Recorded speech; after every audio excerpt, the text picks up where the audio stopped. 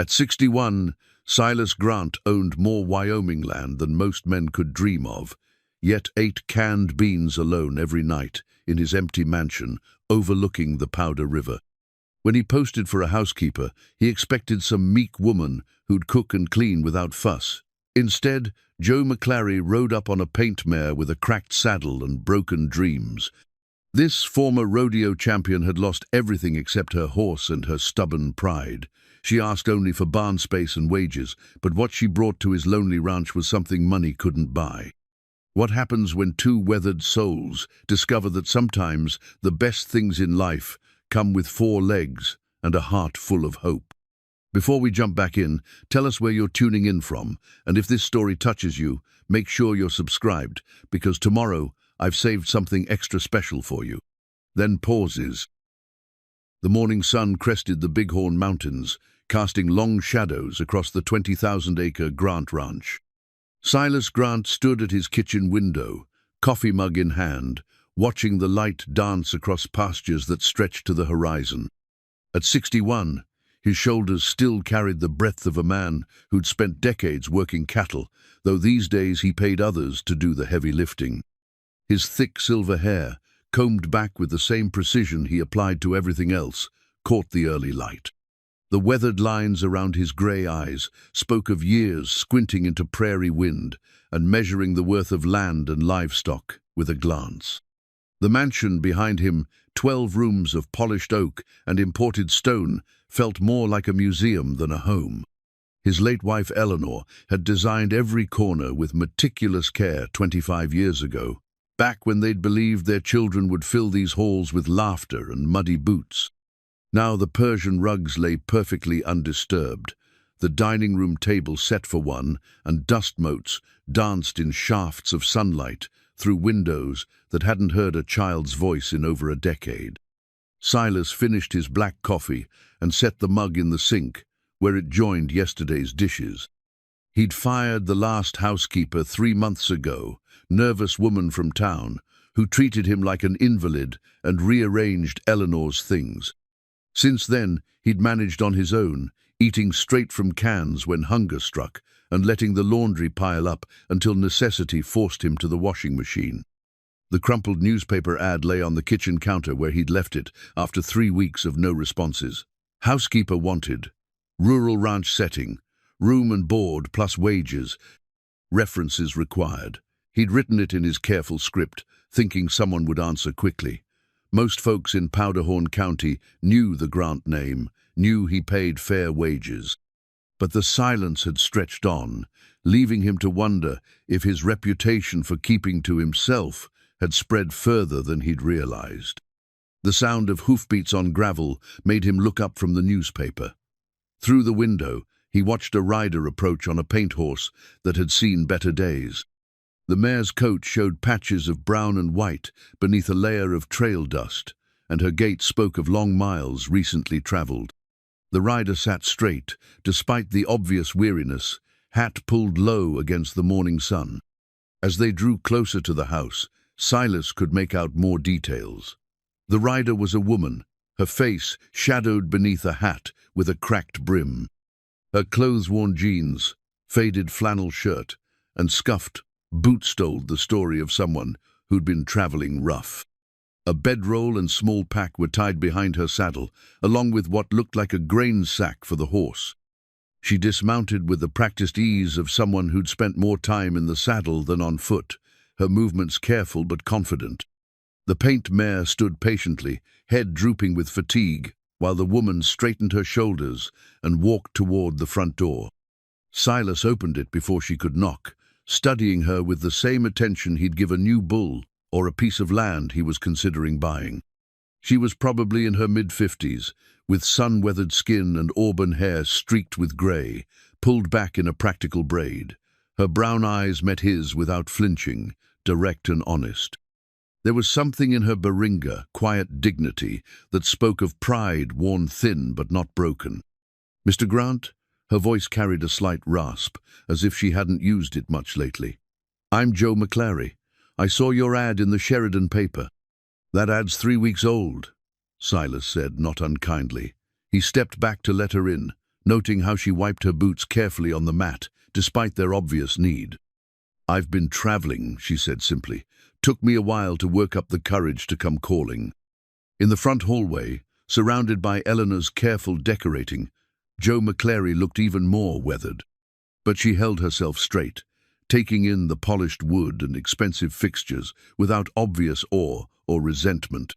Her gaze lingered on the family photos, clustered on a side table Silas and Eleanor at their wedding, their children as babies, Christmas mornings from years past. "Coffee?" Silas offered, leading her toward the kitchen. "That'd be kind, thank you." As he poured 2 mugs, he studied her reflection in the kitchen window. She stood with the easy patience of someone accustomed to waiting, hands clasped loosely behind her back. No fidgeting, no nervous chatter.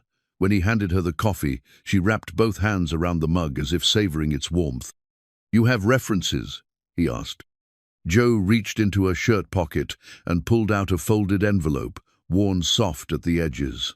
3 letters, ranch work, mostly. One from the Hartwell place up in Montana, couple others from spreads in Colorado and Utah. Silas scanned the letters quickly. The handwriting was honest, the praise genuine, if brief. "Good ranching folks," he said, recognizing a name. "Says here you worked for the Hartwells 2 seasons. "Yes, sir. Until Mrs. Hartwell's arthritis got too bad for her to manage the household, and they downsized to that little place in town." Jo sipped her coffee, watching his face. "I can cook plain food well, keep house without fussing over things that don't need fussing. I'm particular about cleanliness, but not about having everything look like a magazine." "Room and board," Silas said, testing. "You understand that means the bunkhouse?" Jo was quiet for a moment, then shook her head. "I was hoping for barn space, if that's all right. For me and my horse. Daisy's been with me 15 years, and she doesn't do well apart from me anymore."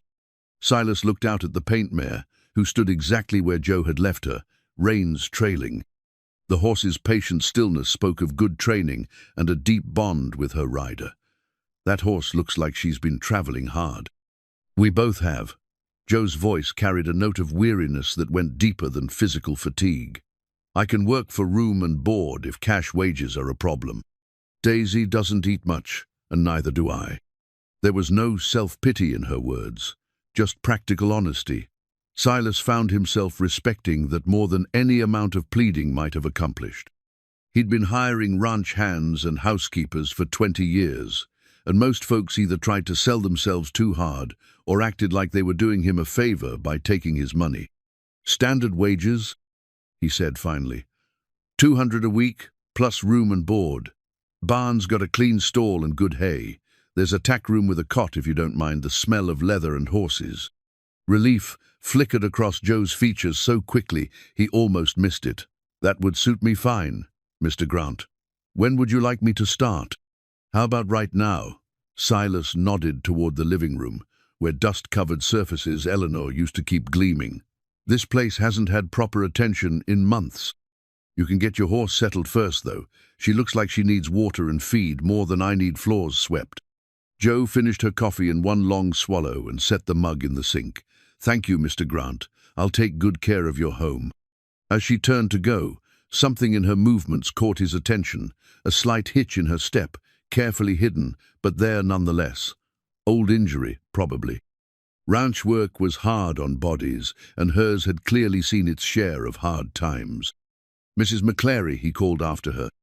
She turned back, and he saw that she was wearing a small silver buckle on her belt, the kind given out at rodeos. It was tarnished and worn, but the engraving was still visible. "Champion Barrel Racing, 1987. "It's just Jo," she said, "and thank you again for the chance." Silas watched from the kitchen window as she led Daisy toward the barn, speaking softly to the mare. The horse followed without a lead rope, ears pricked forward with interest at her new surroundings. There was something in the way woman and horse moved together that spoke of a partnership deeper than mere ownership. He poured himself another cup of coffee and looked around his pristine, empty kitchen. For the first time in months, the silence didn't feel quite so heavy. Maybe it was just the prospect of decent meals and a house that didn't echo with every footstep. Or maybe it was something else, something in Joe McClary's steady brown eyes that suggested she understood what it meant to lose the things that mattered most. Outside, he could hear her talking to Daisy, voice low and comforting. The sound drifted through the open window like music he hadn't realized he'd been missing. Silas Grant had built his fortune on reading people and situations correctly, on knowing when to take risks and when to hold back. Standing in his lonely kitchen, listening to a weathered woman gentle her tired horse, he felt something shift inside his chest, a loosening of tension he'd carried so long he'd forgotten it was there. He'd hired a housekeeper.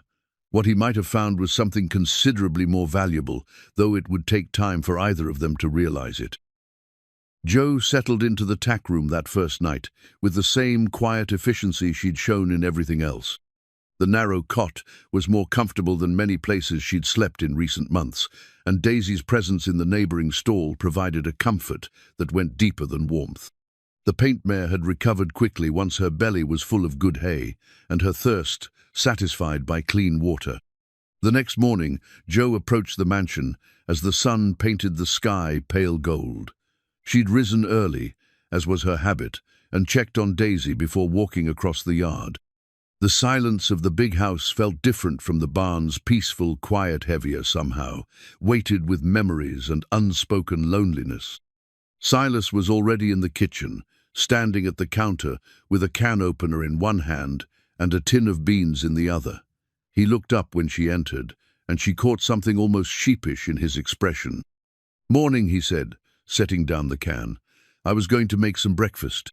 Joe looked at the row of canned goods lined up on the counter: beans, soup, peaches, more beans. "When's the last time you had a proper meal, Mr. Grant?" He considered this seriously. Define proper. Something that didn't come out of a can. "Been a while," he admitted. Joe moved to the refrigerator and opened it, finding it nearly empty except for coffee, milk that was approaching its expiration date, and a few condiments. The pantry yielded flour, sugar, and other basics, but it was clear Silas had been subsisting on convenience foods for months. "I'll make a grocery list," she said. "For now, let me see what I can do with what's here." While she worked mixing pancake batter from scratch, finding eggs that were still good, brewing fresh coffee, Joe studied the kitchen more carefully. It was a beautiful space, clearly designed by someone who loved to cook. The stove was professional grade, the counters generous, the cabinets custom built. But dust had settled in corners, and the whole room felt unused, like a stage set waiting for actors who never arrived. "Your wife was a good cook?" she asked, flipping pancakes with the skill of someone who'd fed ranch hands and rodeo crews. "The best." Silas sat at the kitchen table, watching her work. "She could make anything. Used to say I married her for her biscuits." "Did you?" "No. I married her because she was the only woman I ever met who could out-stubborn me." His voice carried fondness mixed with old pain. "But the biscuits didn't hurt." Joe set a plate in front of him, golden pancakes, scrambled eggs, and bacon she'd found in the freezer. Real food, prepared with care. Silas took a bite and closed his eyes for a moment. "Been too long," he murmured. After breakfast, Joe began her real work. She started with the living room, moving through it with the systematic approach of someone who understood both respect and efficiency. Every surface was dusted, every cushion fluffed, every window cleaned until the morning light streamed through without obstruction. It was while cleaning the mantelpiece that she found it a family photograph that had been turned face down behind a ceramic vase. The image showed a younger Silas, with his arm around a beautiful woman with kind eyes and graying brown hair. Two children stood in front of them, a boy who looked to be in his early teens and a girl perhaps 10 years old. All four were smiling, caught in a moment of genuine happiness. Joe held the photograph carefully, studying the faces. The woman, Eleanor, she assumed had laugh lines around her eyes and the sort of natural grace that made expensive clothes unnecessary. The children bore their parents' features in different combinations, the boy favoring his father's strong jaw, the girl inheriting her mother's gentle smile. "You can put that back where you found it." Joe turned to find Silas standing in the doorway, his expression carefully neutral. She hadn't heard him approach. "I'm sorry," she said. "I was just dusting. And face down, that's where it belongs." There was pain in his voice, raw and unhealed, despite what must have been years of practice at hiding it. Joe looked at the photograph again, then at the man who'd turned away from his own family's memory. "They're beautiful," she said quietly. Silas's jaw tightened. "Eleanor died 6 years ago. Cancer. The kids." He stopped, shook his head. "They have their own lives now. Don't need reminders of their old man." Joe set the photograph back on the mantel, but she didn't turn it face down. Instead, she angled it slightly so it caught the light from the window, making the captured moment seem more alive. "Mr. Grant," she said, "losing people doesn't mean we have to lose their memory too." Easy words. His voice was bitter now. "You ever been married?" "Once. Long time ago." "Kids?" Joe was quiet for a long moment. "We tried. It didn't work out." Something in her tone made Silas look at her more carefully. He saw the tightness around her eyes, the way her hands stilled on the dustcloth. Old grief, he recognized. The kind that never quite healed but learned to live quietly in the corners of the heart. "I'm sorry," he said, and meant it. "Life doesn't always give us what we plan for." Joe resumed her dusting, but her movements were gentler now. "Doesn't mean we stop living, though." They worked in careful silence after that, Silas retreating to his office while Joe continued transforming the neglected mansion. She moved through each room like a gentle storm, bringing order without disturbing the essential character of the space. Eleanor's touches remained the arrangement of books, the way curtains were hung, the small decorative items that spoke of a woman's care. But the dust and neglect disappeared, replaced by the clean brightness of a home that was once again being tended. By midday, the difference was remarkable. Light seemed to fill spaces that had been dim, and the air itself felt fresher. Joe had opened windows that had been sealed shut, letting the Wyoming wind carry away months of stagnation. She found Silas in his office, bent over account books with the intense focus of a man trying to lose himself in numbers. The room smelled of leather and old paper, and every surface was covered with the organized chaos of a working ranch cattle records, feed bills, weather reports, market analyses. "Lunch?" she offered. He looked up, blinking as if surprised to find the day half gone. "You don't have to. Part of the job, isn't it?" They ate on the back porch sandwiches made from real bread and actual meat, not processed lunch meat, from a package. The view from here stretched across rolling pasture to distant mountains, and the silence between them was comfortable rather than strained. "How long have you been alone in this house?" Joe asked. Silas considered the question while watching his cattle graze in the near pasture. "Eleanor's been gone 6 years. Kids stopped coming home regular about 4 years ago." "Why?" He was quiet for so long that Joe thought he wouldn't answer. When he finally spoke, his voice was carefully controlled. "After Eleanor died, I wasn't fit company for much of anybody. Threw myself into work, buying more land, building the herd. Figured if I could just make enough money, prove I was successful enough, they'd want to be part of it." He took a bite of his sandwich, chewed thoughtfully. "Turns out, money's a poor substitute for a father who's actually present." "They know you miss them?" "Don't know if that matters anymore. Thomas is in Denver, has his own business. Sarah's in California, married to a lawyer. They send Christmas cards." Joe heard the weight of regret in his words, the kind of sorrow that came from realizing mistakes, too late to fix them easily.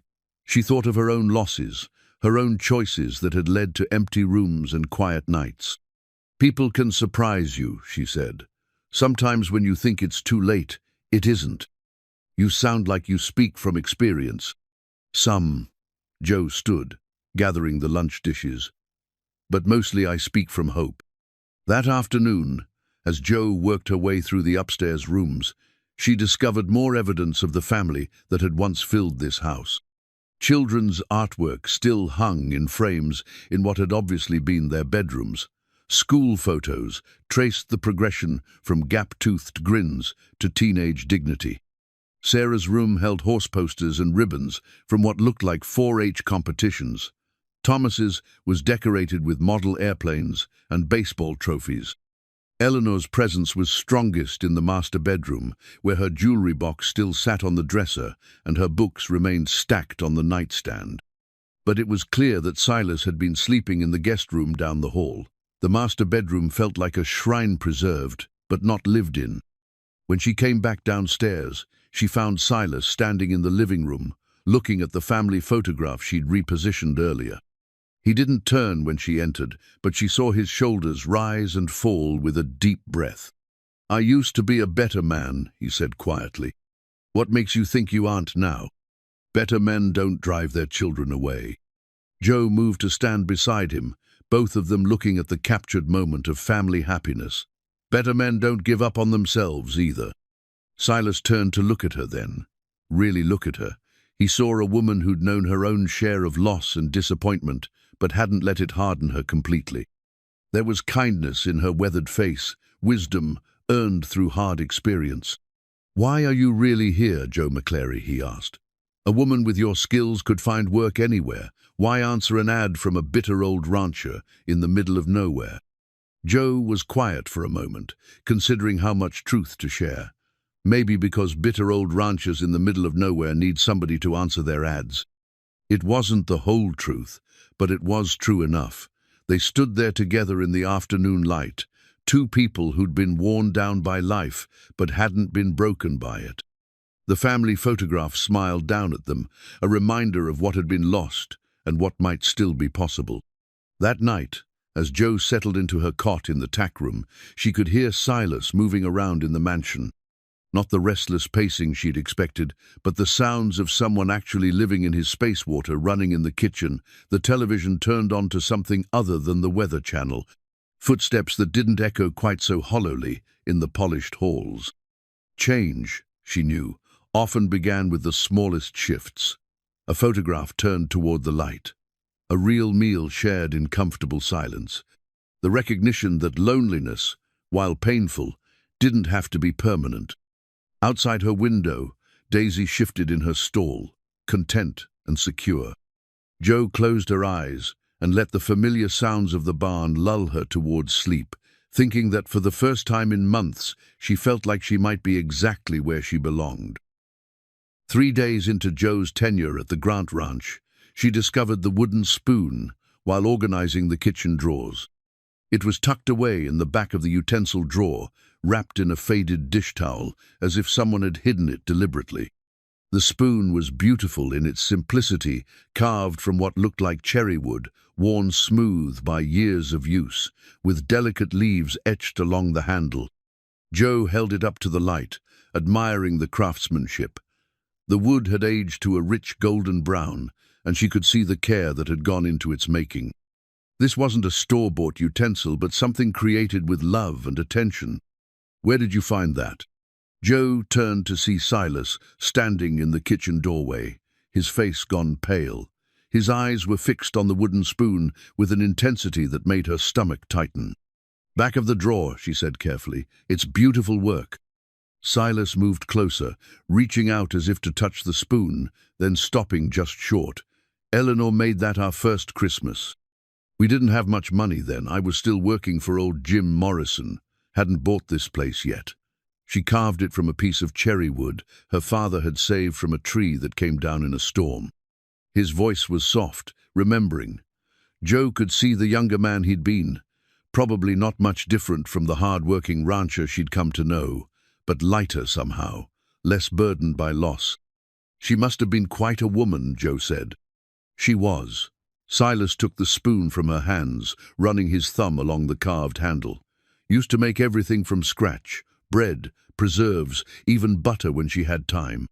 Said food made with your own hands tasted better because it carried a piece of your heart."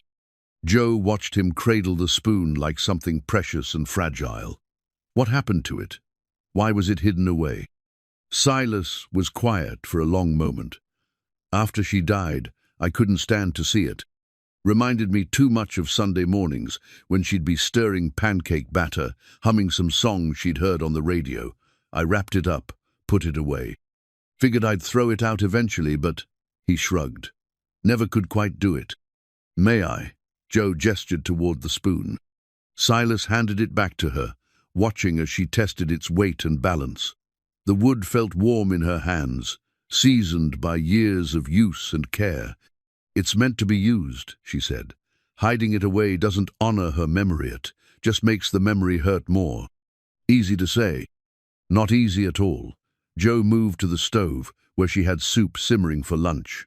But sometimes the things that hurt us are the same things that can heal us, if we let them. She stirred the soup with Eleanor's wooden spoon, her movements gentle and respectful. The utensil felt right in her hands, as if it remembered its purpose and was grateful to be useful again. Silas watched from the doorway, his expression cycling through pain, memory, and something that might have been relief. When Joe ladled the soup into bowls, using the wooden spoon as naturally as breathing, he saw his wife's kitchen come alive in a way it hadn't in years. "She would have liked you," he said suddenly. Joe looked up from the stove. "What makes you say that?" Eleanor had no patience for people who were wasteful or disrespectful, but she'd have appreciated how you handle things careful but not afraid. Like you understand that beautiful things are meant to be used, not just admired. They ate lunch with Eleanor's wooden spoon resting beside the soup pot, no longer hidden but taking its rightful place in the rhythm of the kitchen. The change was subtle but significant, like a note of music that had been missing from a familiar song. That afternoon, Joe worked on the upstairs bedrooms while Silas rode out to check on the cattle in the north pasture. She moved through Sarah's room first, dusting the horse posters and straightening the ribbons that spoke of a girl who'd loved barrel racing and jumping. The room felt frozen in time, waiting for someone who might never return. Thomas's room told a different story. His model airplanes suggested dreams of flight and adventure, while the baseball trophies spoke of earthbound achievements and team spirit.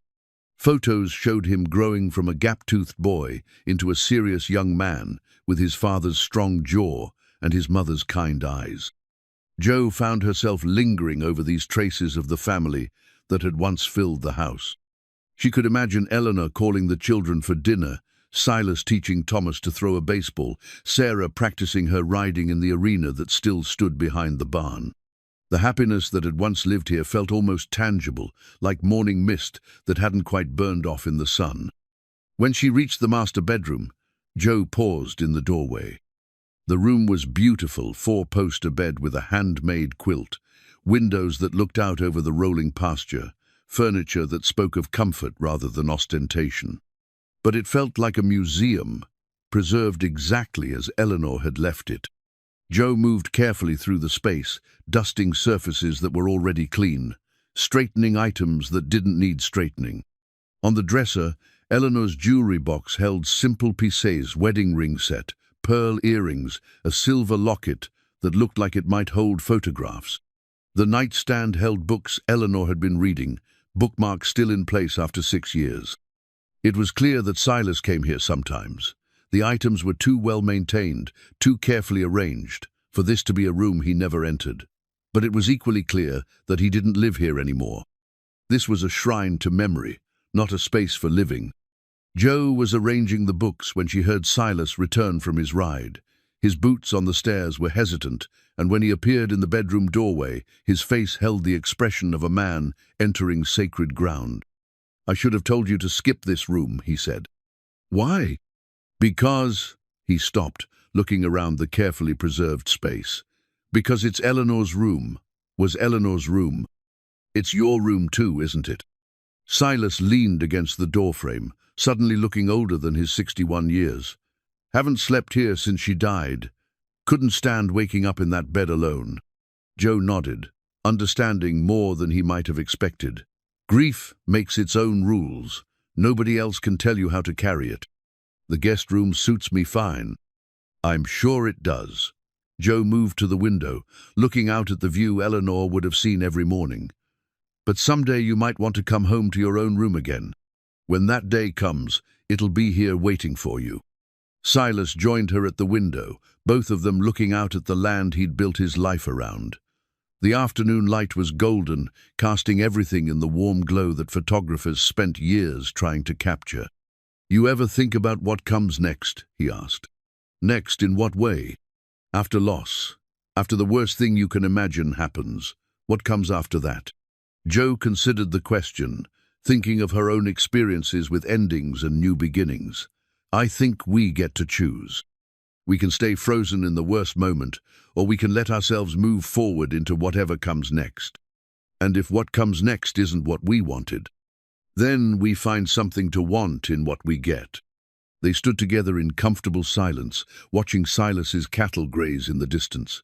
The house around them felt different than it had when Jo first arrived, not just cleaner, but somehow more alive. As if the careful attention she'd given to every room had reminded the building of its purpose. That evening, Jo cooked dinner using Eleanor's wooden spoon and her own inherited knowledge of how to make simple food taste like comfort. Silas ate with the appreciation of a man rediscovering pleasure in basic necessities. When she served coffee afterward, he didn't retreat immediately to his office, but lingered at the kitchen table. "Tell me about your riding," he said. Jo looked up from her coffee cup. "What do you want to know?" "The buckle you wear. Champion Barrel Racing, 1987. That was a long time ago." "Different lifetime," Jo said, but without bitterness. "I was good for a while. Had the reflexes, had the horses, had more confidence than sense." "What happened?" Jo was quiet for a moment, considering how much to share. "Horse fell coming around a barrel. Broke my collarbone, 3 ribs, and my wrist. Spent 2 months healing up, then went right back to it." "And?" "Fell again, different horse, same result, more or less. After the 3rd time, my husband said I had to choose between him and the rodeo." She smiled, but it didn't reach her eyes. "Took me longer than it should have to realize there wasn't really a choice to make." "You chose the horses." "I chose what I was good at, over what I thought I was supposed to want. Turned out I was wrong about both."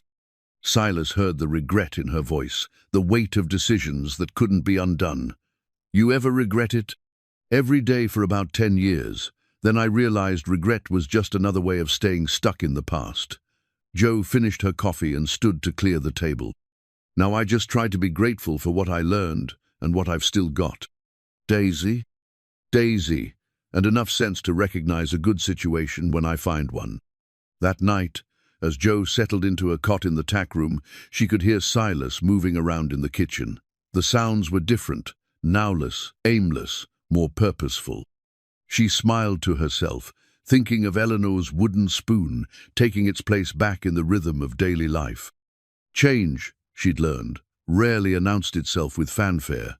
More often, it crept in quietly, in small moments of recognition and acceptance, a hidden spoon brought back to light. A meal prepared with care instead of convenience. The gradual softening of grief's sharp edges. Outside, the Wyoming wind carried the scent of sage and possibility, and Jo fell asleep to the sound of Daisy's contented breathing, thinking that sometimes the best things in life were the ones you discovered slowly, like treasures hidden in the back of dusty drawers. Jo's second week at the Grant Ranch began with an unexpected discovery. While organizing Silas's office to dust the shelves, she found a stack of veterinary bills rubber-banded together and tucked behind a ledger book. The top invoice was dated just 3 days before her arrival, and all of them bore the same patient name, Daisy McClary. The bills told a story Jo had hoped to keep private: emergency colic treatment in Utah, hoof care and shoeing in Colorado, X-rays for suspected lameness in Montana.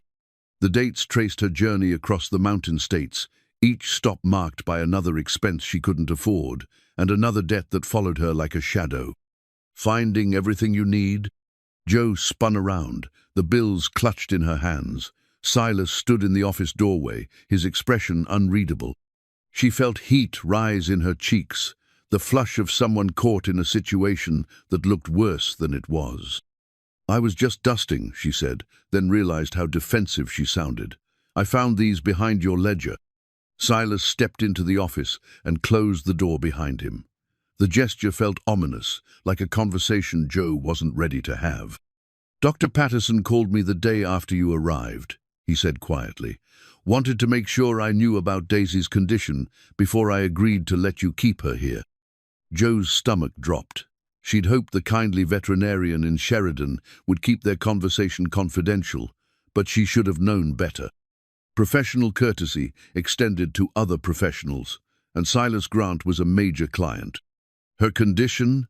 Joe tried to keep her voice steady. Early arthritis in her front legs, old injury to her left hock that never healed quite right. Some digestive issues that need monitoring. Silas's tone was matter-of-fact, but his eyes were gentle. "Patterson said you'd been managing it well, but that the constant traveling wasn't doing her any favors." Joe sank into the chair behind Silas's desk, the bills still clutched in her hands. The numbers blurred as tears she'd been holding back for months finally spilled over.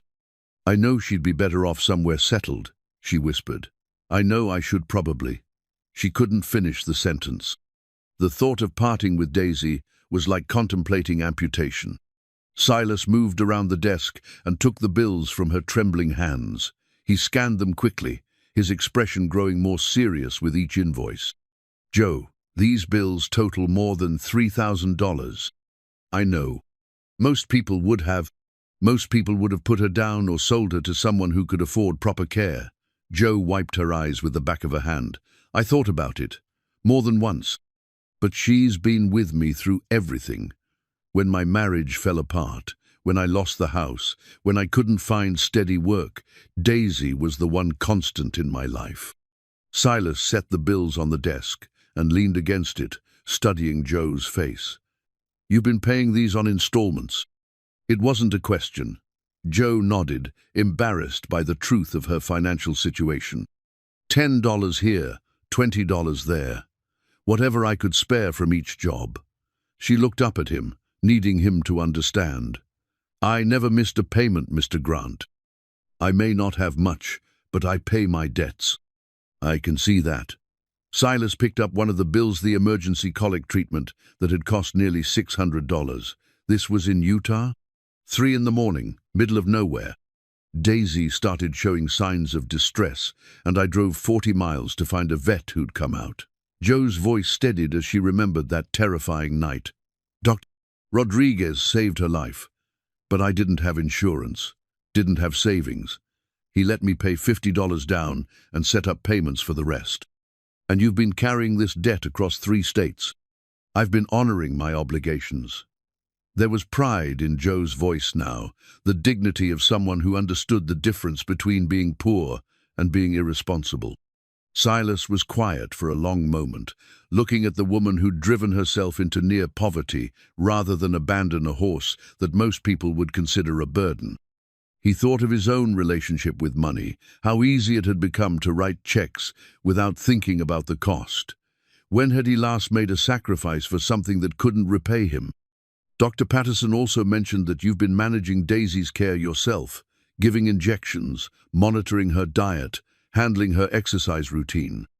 Joe nodded. "I worked for a veterinarian in Colorado for 6 months, learned basic care. It's not ideal, but it's better than nothing. Better than what most owners would do. She's not just a horse to me, Mr. Grant, she's my partner. We've been through things together that—" Joe stopped, realizing how sentimental she sounded. "I suppose that doesn't make much sense to someone who deals in livestock." Silas thought of his own attachment to this land, to the cattle that bore his brand, to the legacy he'd built over decades of careful work. "Makes perfect sense," he said quietly. He picked up his checkbook from the desk drawer and began writing. Joe watched in growing alarm as he filled in numbers that would cover every outstanding bill. "Mr. Grant, I can't let you." "You're not letting me do anything. I'm making a business decision." He tore out the check and handed it to her. "Consider it a signing bonus." Joe stared at the check, her hands shaking. The amount would clear all of Daisy's debts and leave her with a small cushion for future care. It represented freedom from a burden she'd carried for months, but accepting it felt like crossing a line she wasn't sure she was ready to cross. "I don't take charity," she said finally. "Good thing this isn't charity. Silas's voice was firm but not unkind. "It's an investment in my employees' peace of mind. Hard to do good work when you're worried about money. I'll pay you back. I'm sure you will when you can. No interest, no timeline, just between us." Joe folded the check carefully and slipped it into her shirt pocket. The weight of it felt enormous, not just the money, but the trust it represented. Someone believing in her enough to take a risk. "Thank you," she said, the words barely audible. "Thank me by taking good care of that horse. And yourself." That evening, Joe called Dr. Patterson and arranged to settle her accounts. The relief in the veterinarian's voice was audible. He'd been worried about her, she realized, extending credit he probably couldn't afford because he recognized her dedication to Daisy's welfare. When she returned to the barn after dinner, she found Silas there, examining Daisy with the practiced eye of someone who'd evaluated horses his entire life. The paint mare stood patiently, accustomed to being handled by strangers. "She's got good bone structure," he said without looking up. "Solid back, good feet despite the arthritis. What's her breeding?" "Quarter horse, paint cross. Her sire was a barrel racing champion. Dam was bred for cattle work." Joe moved to Daisy's head, stroking the mare's neck. "She was fast in her day, faster than she had any right to be." "Like her rider?" Joe smiled. "We made a good team for a while." Silas finished his examination and stepped back. "Patterson's right about the arthritis, but it's manageable. Keep her on anti-inflammatories, moderate exercise, good footing. She's got years left in her." "You think so?" "I know so. And Joe," he looked at her directly, "you did right by her. Not many people would have made the sacrifices you made." That night, Joe sat on a hay bale in Daisy's stall, brushing the mare's coat until it gleamed in the barn light. The veterinary bills were paid, the weight of debt lifted from her shoulders, but the gesture meant more than just financial relief. Someone had seen her struggle and chosen to help, not out of pity, but out of respect for her dedication. "We're going to be okay, girl," she whispered to Daisy. "For the first time in a long time, we're going to be okay." The mare nudged her shoulder gently, as if she understood. Outside, the Wyoming night was clear and cold, full of stars and possibility.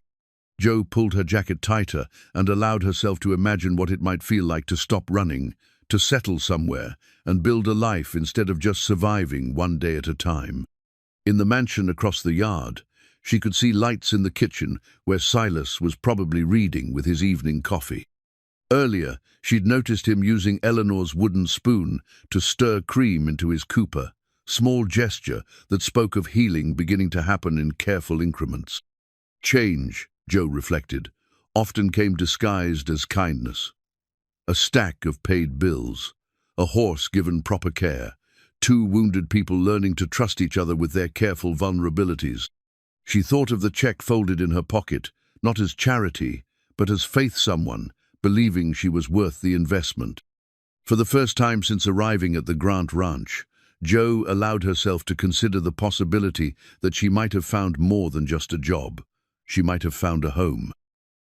The marriage certificate lay in the bottom drawer of Silas's desk, yellowed with age and creased from years of careful handling. Joe discovered it while organizing his filing system, a task that had taken on more complexity than either of them had anticipated. The document was folded between insurance papers and tax records, as if Silas had tried to file away the memory along with other important documents. Eleanor Catherine Walsh, married to Silas James Grant, June 15, 1985.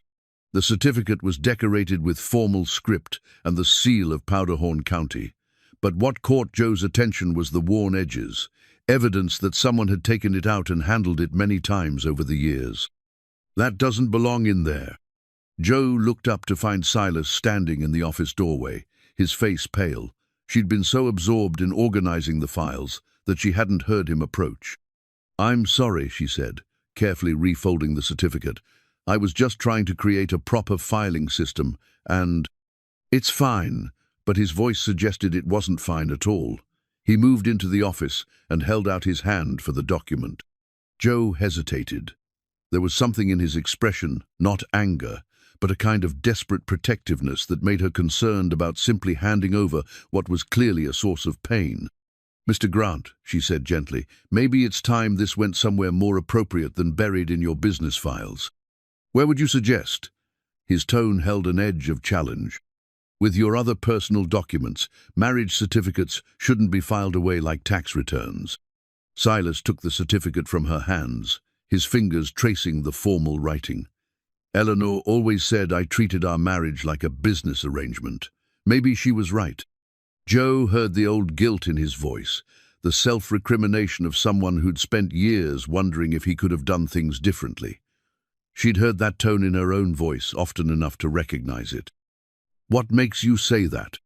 "Because I was always working, always focused on building something bigger, better, more successful. I thought that's what a good husband did, provided for his family, gave them security." Silas sat down heavily in his desk chair. "Turns out that's not the same thing as being present." Joe moved to the window, looking out at the land that represented decades of Silas's labor and ambition. "She knew you loved her, didn't she?" "I hope so. But love and attention aren't the same thing, are they?" Joe turned back to face him, seeing the weight of regret that he carried like a physical burden. "Tell me about your wedding day." Silas looked surprised by the question. "Why?" "Because right now you're remembering all the ways you think you failed her, but that certificate represents a day when you both chose each other. That must have been worth something." Silas was quiet for a long moment, his thumb still tracing the edges of the marriage certificate. When he finally spoke, his voice was softer. "It was a small ceremony. Eleanor didn't want anything fancy, said the important part was the promise, not the party. We got married in the little church in town, had the reception in her parents' backyard." A small smile tugged at the corner of his mouth. "She wore her grandmother's dress, and I wore the only suit I owned. Father McKenna kept the ceremony short because he knew I was nervous." "What made you nervous?" "Marrying someone too good for me." The smile faded. "Eleanor could have had anyone. She was beautiful, smart, kind, came from a family that had money and education. I was just a ranch hand with big dreams and empty pockets. But she chose you." "She did. Said she'd rather build something with a man who worked hard than inherit something from a man who didn't." Silas looked at the certificate again. "For our first anniversary, she had this framed and hung it in our bedroom. Said it was the most important contract she'd ever signed." Joe felt something shift in her chest, a recognition of the kind of love that builds slowly, based on respect and shared effort, rather than just passion. "When did you take it down?" "After she died. Couldn't stand looking at it every morning, being reminded of promises I felt like I'd broken." "What promises?" "To love, honor, and cherish, to be there in sickness and in health." Silas's voice grew bitter. "I was there for the sickness, part sat by her hospital bed, held her hand through the chemo, slept in those awful chairs. But I wasn't there for most of the health part. Too busy building this empire that she never asked for." Joe moved closer, drawn by the pain in his voice. "Did she ever say you'd broken your promises?" "No. Even at the end, when she was so sick she could barely speak, she told me she was proud of what we'd built together." Silas's voice cracked slightly. "She said the ranch would be her legacy too, because it was the life we'd created together." "Then maybe the problem isn't that you broke your promises. Maybe the problem is that you're holding yourself to a standard of perfection that no human being could meet." Silas looked up at her, something vulnerable and hopeful flickering in his eyes. "You think so?" "I think Eleanor married a good man who worked hard to take care of his family. I think she understood that providing for the people you love is one way of showing love, even if it's not the only way." Joe paused, choosing her words carefully. "And I think if she could see you isolated, punishing yourself, pushing away the children you love, she'd want you to forgive yourself and start living again." They sat in silence for several minutes, the weight of years of unexpressed grief settling between them. Finally, Silas stood and moved to a small bookshelf that held his personal items, a few photographs, some awards from the Cattlemen's Association, a wooden box that looked handmade. "She made this for me," he said, picking up the box. "Our second Christmas. Said every man needed a place to keep his important things." He opened it to reveal a collection of small treasure she's wedding ring, which he'd stopped wearing after Eleanor died, a pressed flower from their first anniversary, a few photographs, and a folded piece of paper that looked like it had been read many times. "What's that?" Joe asked. Silas unfolded the paper carefully. "A letter she wrote me during her last stay in the hospital. I found it on my pillow. After her funeral, she must have asked the nurse to put it there." "Have you read it recently?" "Not in years. Too hard." Joe watched him struggle with the decision, understanding the kind of courage it took to face certain kinds of pain. Sometimes the things that hurt us the most are the things we most need to hear. Silas looked at her for a long moment, then began to read aloud, his voice steady, despite the emotion in his words. "My dearest Silas, if you're reading this, then I'm not there to tell you these things myself, and I need you to hear them. You are not perfect, but you are good. You are not without flaws, but you are without malice. You built us a life that was rich in all the ways that matter, and I have never for one moment regretted choosing you. I know you will blame yourself for things you think you should have done differently. Please don't. The man I married was strong enough to work 18-hour days, so his family would never want for anything. The same man was gentle enough to sit up all night with a sick calf, tender enough to dry my tears when the doctor said we couldn't have children, and wise enough to love our adopted children as if they were born to us. Take care of Thomas and Sarah, but don't try to buy their love. They already have it. They just need to feel yours. Take care of the ranch, but don't let it become more important than the relationships that give your life meaning. And please, my love, take care of yourself.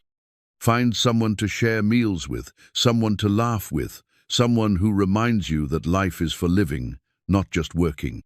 I will love you forever, in this life and whatever comes after. Eleanor." When he finished reading, Silas carefully refolded the letter and placed it back in the box. Joe saw tears on his cheeks, but also something that looked like relief. "She knew you," Joe said quietly. "Better than I knew myself, apparently. And she loved you anyway, despite my flaws. Because of your flaws, because you were real, not perfect." Joe moved to stand beside his chair. "The man she describes in that letter, that's the man I've come to know these past few weeks. Hard-working, generous, kind, maybe a little lonely, but not broken." Silas looked up at her, really seeing her for perhaps the first time since she'd arrived. Not just as the housekeeper who'd answered his ad, but as a woman who'd shown up when he needed her most, who'd brought warmth back into his cold house, who'd listened to his pain without judgment. "Joe," he said, his voice rough with emotion. "Yes? I'm glad you're here." The simple words carried more weight than flowery declarations might have. Joe felt something warm unfurl in her chest, a feeling she'd almost forgotten how to recognize. "I'm glad I'm here too," she said. That evening, they shared dinner on the back porch, despite the October chill. Silas had lit the outdoor heater, and they wrapped themselves in blankets while watching the sun set over the mountains. The conversation was easier than it had been before, as if reading Eleanor's letter had given him permission to be himself rather than the grief-stricken widower he'd been playing for 6 years. "Tell me about your marriage," he said as they lingered over coffee. Joe was quiet for a moment, considering how much to share. "It was complicated. We wanted different things, and neither of us was willing to compromise." "What did you want?" "To keep riding, to compete, to travel, to live that life for as long as my body would let me." Joe smiled ruefully. "I thought if I could just win enough, make enough money, prove I was good enough, then everything else would fall into place." "And what did he want?" "A wife who stayed home, children, a normal life with predictable rhythms." Joe pulled her blanket tighter. "He wasn't wrong to want those things. They just weren't things I could give him." "Do you regret choosing the rodeo?" "I regret hurting him. I regret not being honest about what I needed sooner. But I don't regret trying to be the best at something I loved." She looked at Silas. "Do you regret building all this?" "I regret not finding better balance. But no, I don't regret providing for my family or building something that will last." They sat in comfortable silence, two people who'd made difficult choices and lived with the consequences. The night was clear and cold, full of stars that seemed close enough to touch in the thin mountain air. "Eleanor was right, you know," Joe said finally. "About what?" "You do need someone to share meals with, someone to remind you that life is for living." Silas looked at her in the flickering light from the heater. "Is that an application for the position?" Joe felt her heart skip. "Maybe. If you're hiring—" "The benefits are good," he said, his voice light but his eyes serious. "Room, board, and all the home cooking you can stand. Sounds like a fair deal." Later that night, Joe lay in her cot, listening to the familiar sounds of the barn daisy's quiet breathing, the rustle of hay, the settling of old wood. But her mind was on the man in the mansion across the yard, and the way he'd looked at her when she'd suggested that maybe they could be more than employer and employee. Change, she thought, sometimes announced itself quietly, in the space between what was and what might be, in the courage to read old letters and the wisdom to recognize new possibilities, in the decision to stop punishing yourself for being human and start living like you deserved happiness. For the first time in years, Jo allowed herself to hope for something more than just survival, something that looked like home. The rodeo program was tucked between the pages of an old photo album Jo had been organizing in the living room. The paper was brittle with age, the colors faded, but the image on the cover was still clear. A younger Joe McClary astride a magnificent bay mare, both horse and rider caught in perfect form as they rounded a barrel at full speed.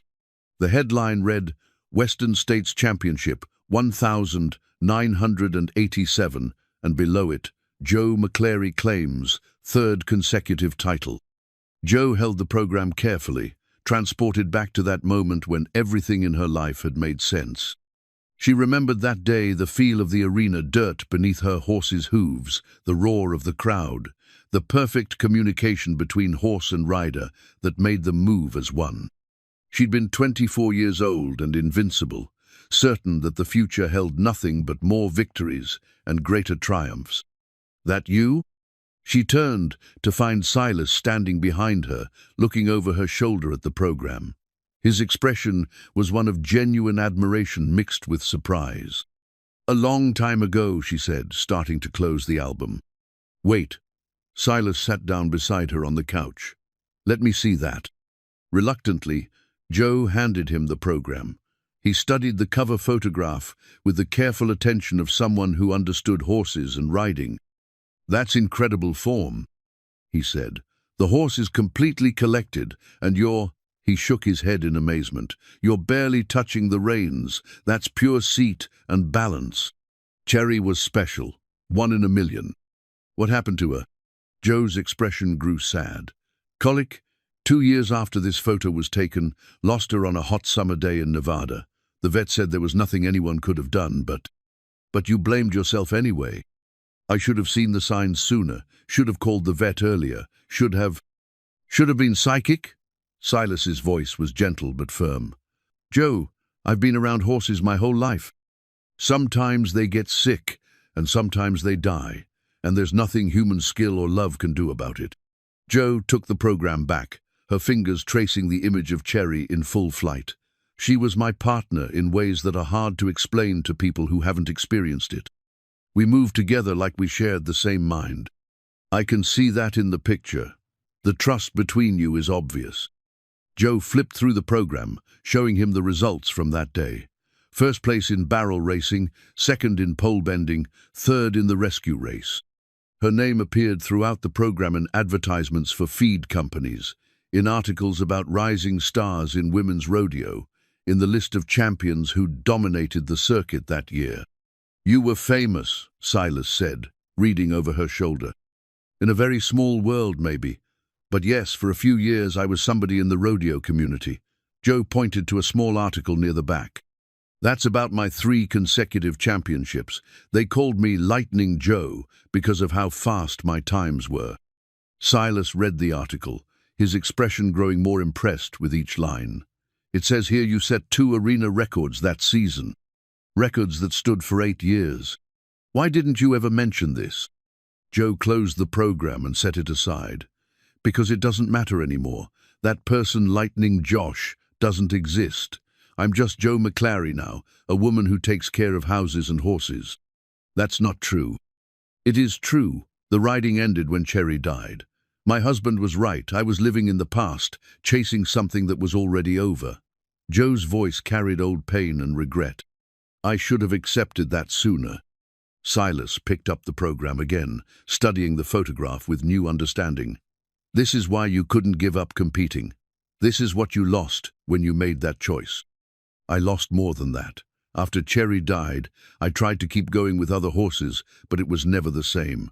The timing was off, the trust wasn't there. I started having accidents. The falls you mentioned. 3 bad ones in 2 years. Each time, I told myself it was just bad luck, that I could work through it. But the truth was, I was riding scared, and scared riders make mistakes. Joe stood and moved to the window, looking out at the pasture where Daisy grazed peacefully. The last fall was in Denver. I was coming around the 3rd barrel when my horse stumbled. I went down hard, broke my shoulder in 2 places. Spent 6 months in physical therapy, learning to use my arm again. That's when you stopped competing.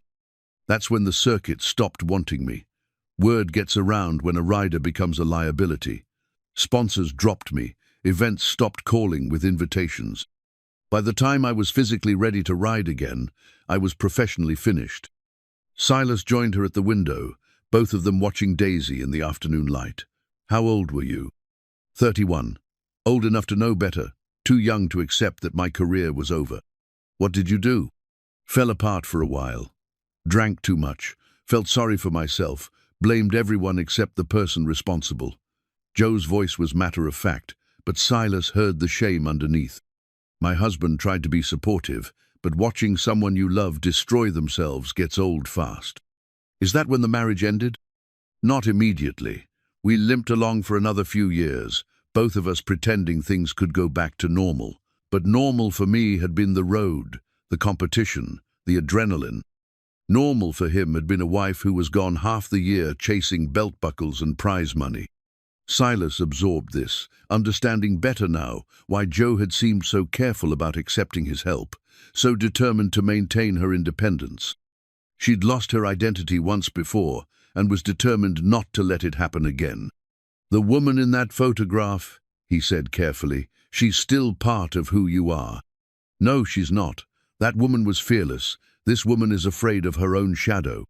This woman traveled across 3 states with an arthritic horse, managing her care with skills she taught herself. This woman answered an ad from a stranger and rode into a new life with nothing but courage and hope. Silas turned to face her. That sounds pretty fearless to me. Joe met his eyes, seeing something there that made her heart skip. That's different. How? Because the stakes are different. When I was riding, the worst thing that could happen was injury or failure. Now, she stopped, unable to finish the thought. Now what? Now the worst thing that could happen is losing the only home I've had in years. Losing. She gestured helplessly between them. Whatever this is that's happening between us. Silas stepped closer, close enough that she could see the silver threads in his eyes, the lines that spoke of years spent squinting into prairie sun. Joe, you're not going to lose this. Not if you don't want to. How can you be sure? Because I've watched you these past few weeks. I've seen how you handle everything with grace and competence. I've seen how you care for Daisy, how you've brought this house back to life, how you've helped me remember who I used to be before grief made me forget. His voice was low, intense. The woman who could do all that isn't someone who runs from challenges. She's someone who meets them head on. Joe felt tears threatening, but they weren't tears of sadness. I don't know how to be that person anymore. You already are that person. You just haven't realized it yet.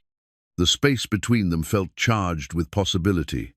Joe could feel the warmth radiating from his body, could smell the familiar scent of leather and sage that clung to his clothes. When he reached up to touch her cheek, she didn't pull away. "Lightning Joe," he said softly. Don't call me that. Why not? It's who you are. It's who I was. Same thing. Before she could argue, he kissed her. It was gentle at first, tentative, a question more than a statement. When she kissed him back, it became something deeper, a recognition of shared loneliness and the possibility of shared healing. When they finally broke apart, Joe felt dizzy. It had been years since anyone had kissed her like that, with tenderness and desire and the promise of something more.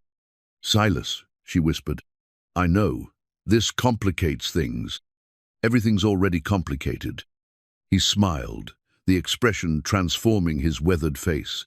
"Then a little more complication won't hurt." That evening, they cooked dinner together for the first time. Jo found herself hyper-aware of every time he passed behind her, every accidental touch as they moved around the kitchen. The domestic intimacy felt both natural and terrifying. "Tell me about the best ride you ever had," Silas said as they sat down to eat. Jo considered the question. Not the most successful one, necessarily. The one that made you feel most alive. She smiled, remembering. There was a night event in Cheyenne, summer of 1986. The arena lights had gone out during the previous event, so they were running behind schedule. When my turn came, it was almost midnight, and they were using temporary lighting that left shadows everywhere. Sounds dangerous. It was. Most riders would have asked to wait until morning, but I was young and stupid and needed the prize money. Joe's eyes grew distant with memory. Cherry and I went into that arena, and it was like we could read each other's minds. Every turn was perfect, every stride exactly right. We ran that pattern in near darkness, trusting each other completely. What was your time? 16.89. Still the best barrel racing time I ever posted. Joe looked at Silas. But that wasn't what made it special. What made it special was the feeling that for those 17 seconds, Cherry and I were perfect together. We were exactly what we were meant to be. "That's how I feel about this land sometimes," Silas said. "Like it's part of me, like I was meant to be here. And now I'm starting to think maybe I was meant to share it with someone." The words hung between them, full of possibility and promise. Jo felt something shift inside her chest, a loosening of protective walls she'd built over years of disappointment and loss. Later, as she settled into a cot in the tack room, Jo found herself thinking about the rodeo program and the woman she'd been in that faded photograph. Maybe Silas was right. Maybe Lightning Jo wasn't dead, just dormant. Maybe it was possible to reclaim parts of yourself that you thought were lost forever. Outside, the November wind carried the promise of winter, but inside the barn, surrounded by the sounds of Daisy's contentment and the knowledge that across the yard a good man was thinking about her, Jo felt something she hadn't experienced in years. She felt like she was home. The land deed was tucked inside a manila envelope at the bottom of a box Jo found while cleaning the basement storage room. She'd been looking for Christmas decorations at Silas's request. November had arrived with its first serious snowfall, and he'd mentioned wanting to put up lights for the first time since Eleanor died. The box was labeled Ease Papers in Silas's careful handwriting, clearly items he'd packed away but couldn't bring himself to discard. Jo almost put the envelope back without opening it, respecting the privacy of Eleanor's documents. But the letterhead caught her attention: Powderhorn County Recorder's Office, and below that, a date from 1979.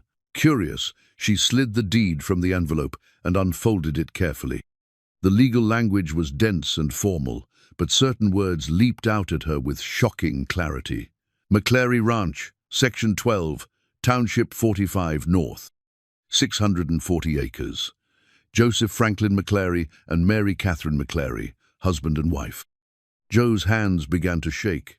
She read the deed again, slower this time, her mind struggling to process what she was seeing.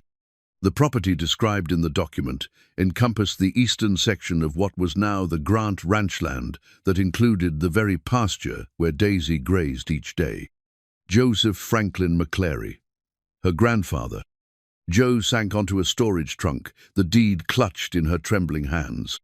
Her grandfather's ranch, lost in the drought of 1000, 983 when she was 20 years old, and too focused on her rodeo career to pay attention to her family's financial struggles. She remembered her mother crying when they'd lost the place, remembered her father's grim silence as they'd packed up their lives and moved to town. But she'd never known who had bought the land. "Joe, you find those decorations?" Silas's voice carried down the basement stairs, and Joe quickly folded the deed and slipped it into her jacket pocket. Her mind was reeling, trying to process the implications of what she'd discovered. "Still looking," she called back, her voice somehow steady despite the turmoil in her chest. She found the Christmas decorations in the next box, but her hands moved automatically while her thoughts raced. The land her family had worked for 3 generations was now part of Silas's empire. The pasture where she'd learned to ride as a child was where Daisy now grazed in peaceful retirement. The home where her grandparents had built their dreams was now contributing to the wealth of the man she was falling in love with. That evening, Joe cooked dinner with mechanical precision, responding to Silas's conversation without really hearing him. The deed felt like it was burning a hole in her pocket, the weight of its implications growing heavier with each passing hour. "You're quiet tonight," Silas observed as they cleared the table. "Just tired. Maybe you should take tomorrow off. You've been working too hard."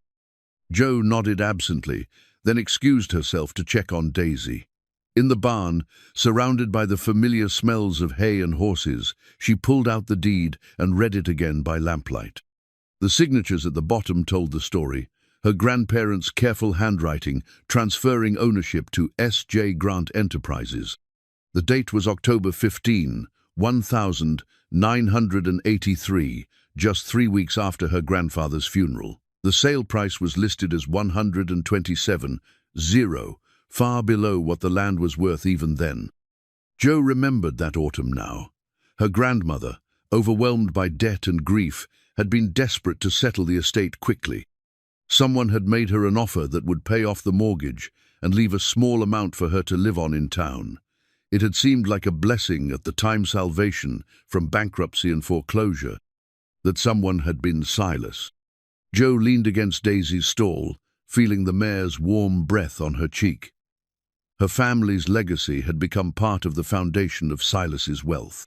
The irony was bitter. She'd been sleeping in the barn on land that should have been her inheritance, working as a housekeeper in a home built with money that included the sale of her family's dreams.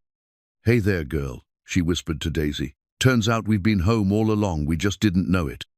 The next morning, Joe waited until Silas left to check the cattle in the south pasture before driving to town. The Powderhorn County Recorder's office was housed in an old brick building that smelled of dust and yellowing paper. The clerk, a motherly woman named Mrs. Henderson, remembered Joe's grandparents with fondness. "Oh my, Joe McClary, I haven't seen you since you were knee-high to a grasshopper. Heard you made quite a name for yourself in the rodeo." "A long time ago," Joe said. "Mrs. Henderson, I need to ask you about some property records. The old McClary place, Section 12. "Mrs. Henderson's expression grew sympathetic. "Still hurts, doesn't it? I remember when your grandmother had to sell. Such a shame, losing a place that had been in the family so long. Can you tell me about the sale? The details, I mean." "Well, the records are public, so I don't see any harm." Mrs. Henderson pulled out a thick ledger and flipped through pages. "Here it is, October 1983. Your grandmother was in quite a bind, poor thing. The ranch had been mortgaged to pay for your grandfather's medical bills, and there were back taxes owed too." "How much was owed?" "Total debt was about 89,000. That was a lot of money in those days." Mrs. Henderson traced the entries with her finger. "Mr. Grant offered to pay 127,000, which covered everything and left your grandmother with enough to buy that little house on Elm Street. Was it a fair price?" Mrs. Henderson was quiet for a moment. "Honey, your grandmother was facing foreclosure. The bank was going to take the place anyway, and she wouldn't have gotten a penny. Mr. Grant's offer saved her from losing everything." Joe absorbed this information, feeling some of her anger dissipate. Silas hadn't cheated her family. He'd rescued her grandmother from financial ruin. But that didn't change the fact that he now owned what should have been her heritage. Mrs. Henderson, was there ever any mention of a right of first refusal? Anything that would give the family a chance to buy the land back? Let me check the deed restrictions. Mrs. Henderson pulled out another file. No, nothing like that. Once the sale was completed, ownership transferred free and clear. Jo left the recorder's office with photocopies of all the relevant documents, her mind churning with questions and emotions she couldn't untangle. On the drive back to the ranch, she made a detour past the old McClary homestead. The house was gone now, torn down years ago to make room for a modern equipment barn. But the giant cottonwood tree where she'd hung a tire swing as a child still stood, and the creek where she'd learned to fish still wandered through what was now Silas's pasture. Jo parked by the fence and climbed out, walking to the tree that held so many memories. She could almost hear her grandfather's voice, teaching her to read the weather, her grandmother calling her in for lunch, her own young laughter echoing across the prairie. This land was part of her in ways that went deeper than ownership. It was where she'd learned to ride, where she'd discovered her love for horses, where she dreamed of becoming a champion. And now it belonged to a man who didn't even know its significance to the woman who'd been sharing his meals and slowly claiming his heart. That evening, Jo made Silas's favorite dinner pot roast, with potatoes and carrots, biscuits from scratch, apple pie for dessert. He ate with obvious pleasure, complimenting her cooking and sharing stories about his day. Every word felt like a knife in her chest. "Silas," she said finally, when they'd finished eating. "Yes? I need to tell you something." Something in her tone made him look at her more carefully. "What is it?" Jo pulled out the deed and placed it on the table between them. "I found this today." Silas picked up the document, his expression growing puzzled as he scanned the legal language. When he reached the signatures, his face went pale. "Jo, the McClary Ranch, Section 12 of your property, my grandfather's land." Silas set down the deed with careful control. "I can explain." Can you explain how you ended up owning my family's heritage? Can you explain why you never thought to mention that the woman you've been kissing used to play in the creek that runs through your south pasture?" "I didn't know." His voice was quiet but firm. "Jo, I swear to you, I had no idea you were related to the McClarys. But you knew about the land. You knew you bought it from a desperate widow who was about to lose everything." "Yes, I knew that, and I paid her a fair price, more than fair, considering the circumstances." "Fair?" Jo's voice rose despite her efforts to stay calm. "My family worked that land for 3 generations. My great-grandfather homesteaded it in 1892. My grandfather built the irrigation system that still waters your cattle, and you think 127-0 was fair." Silas leaned back in his chair, his expression growing defensive. "Jo, I didn't steal that land. Your grandmother came to me. She was facing foreclosure, and I offered her a way out that let her keep her dignity and her independence. You offered her a fraction of what the land was worth. I offered her what I could afford at the time, and it was enough to solve her problems. If I hadn't bought it, the bank would have taken it, and she'd have gotten nothing." Jo stood abruptly, pacing to the window.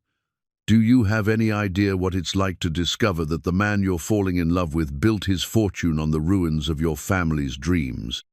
The words hung in the air between them, raw and honest and painful. Silas felt like he'd been punched in the chest. "Jo, please, sit down and let's talk about this." "Talk about what?" "About how I've been sleeping in a barn on land that should have been mine. About how I've been working as your housekeeper on property my grandfather cleared with his own hands. About how we move forward from here." Silas's voice was steady, but Jo could see the pain in his eyes. "About how we don't let something that happened 40 years ago destroy what we're building now." Jo turned from the window, her expression torn between love and betrayal. "How do I know you didn't plan this? How do I know you didn't recognize my name and hire me because you felt guilty? Because if I'd known, I would have told you. I would have offered to sell you back your family's section. or at least offered you a partnership in the ranch? Would you?" Joe's voice was sharp with hurt. "Or would you have been afraid I'd want my land back?" Silas stood slowly, moving toward her with the careful movements of a man approaching a spooked horse. "Joe, I can't change the past. I can't give your grandfather back his health, or your grandmother back her husband. But I can try to make this right." "How?" "However you want. We can draw up papers giving you ownership of the original McClary section. We can create a partnership agreement. We can—" "Stop." Joe held up her hand. "Just stop. Don't you see? Anything you offer now looks like charity or guilt money. How do I know it's real? How do I know you're not just trying to buy your way out of an uncomfortable situation?" The kitchen fell silent except for the ticking of the clock on the wall. Outside, the wind rattled the windows, carrying the promise of a hard winter. "Because I love you," Silas said quietly. Joe felt tears start to fall. "I love you too. That's what makes this so hard." "Then don't let it be hard. Don't let something my 28-year-old self did destroy what we have now. It's not just what you did. It's what it represents. The power imbalance between us. The fact that I've been dependent on your charity without even knowing it." Joe moved toward the door, then stopped.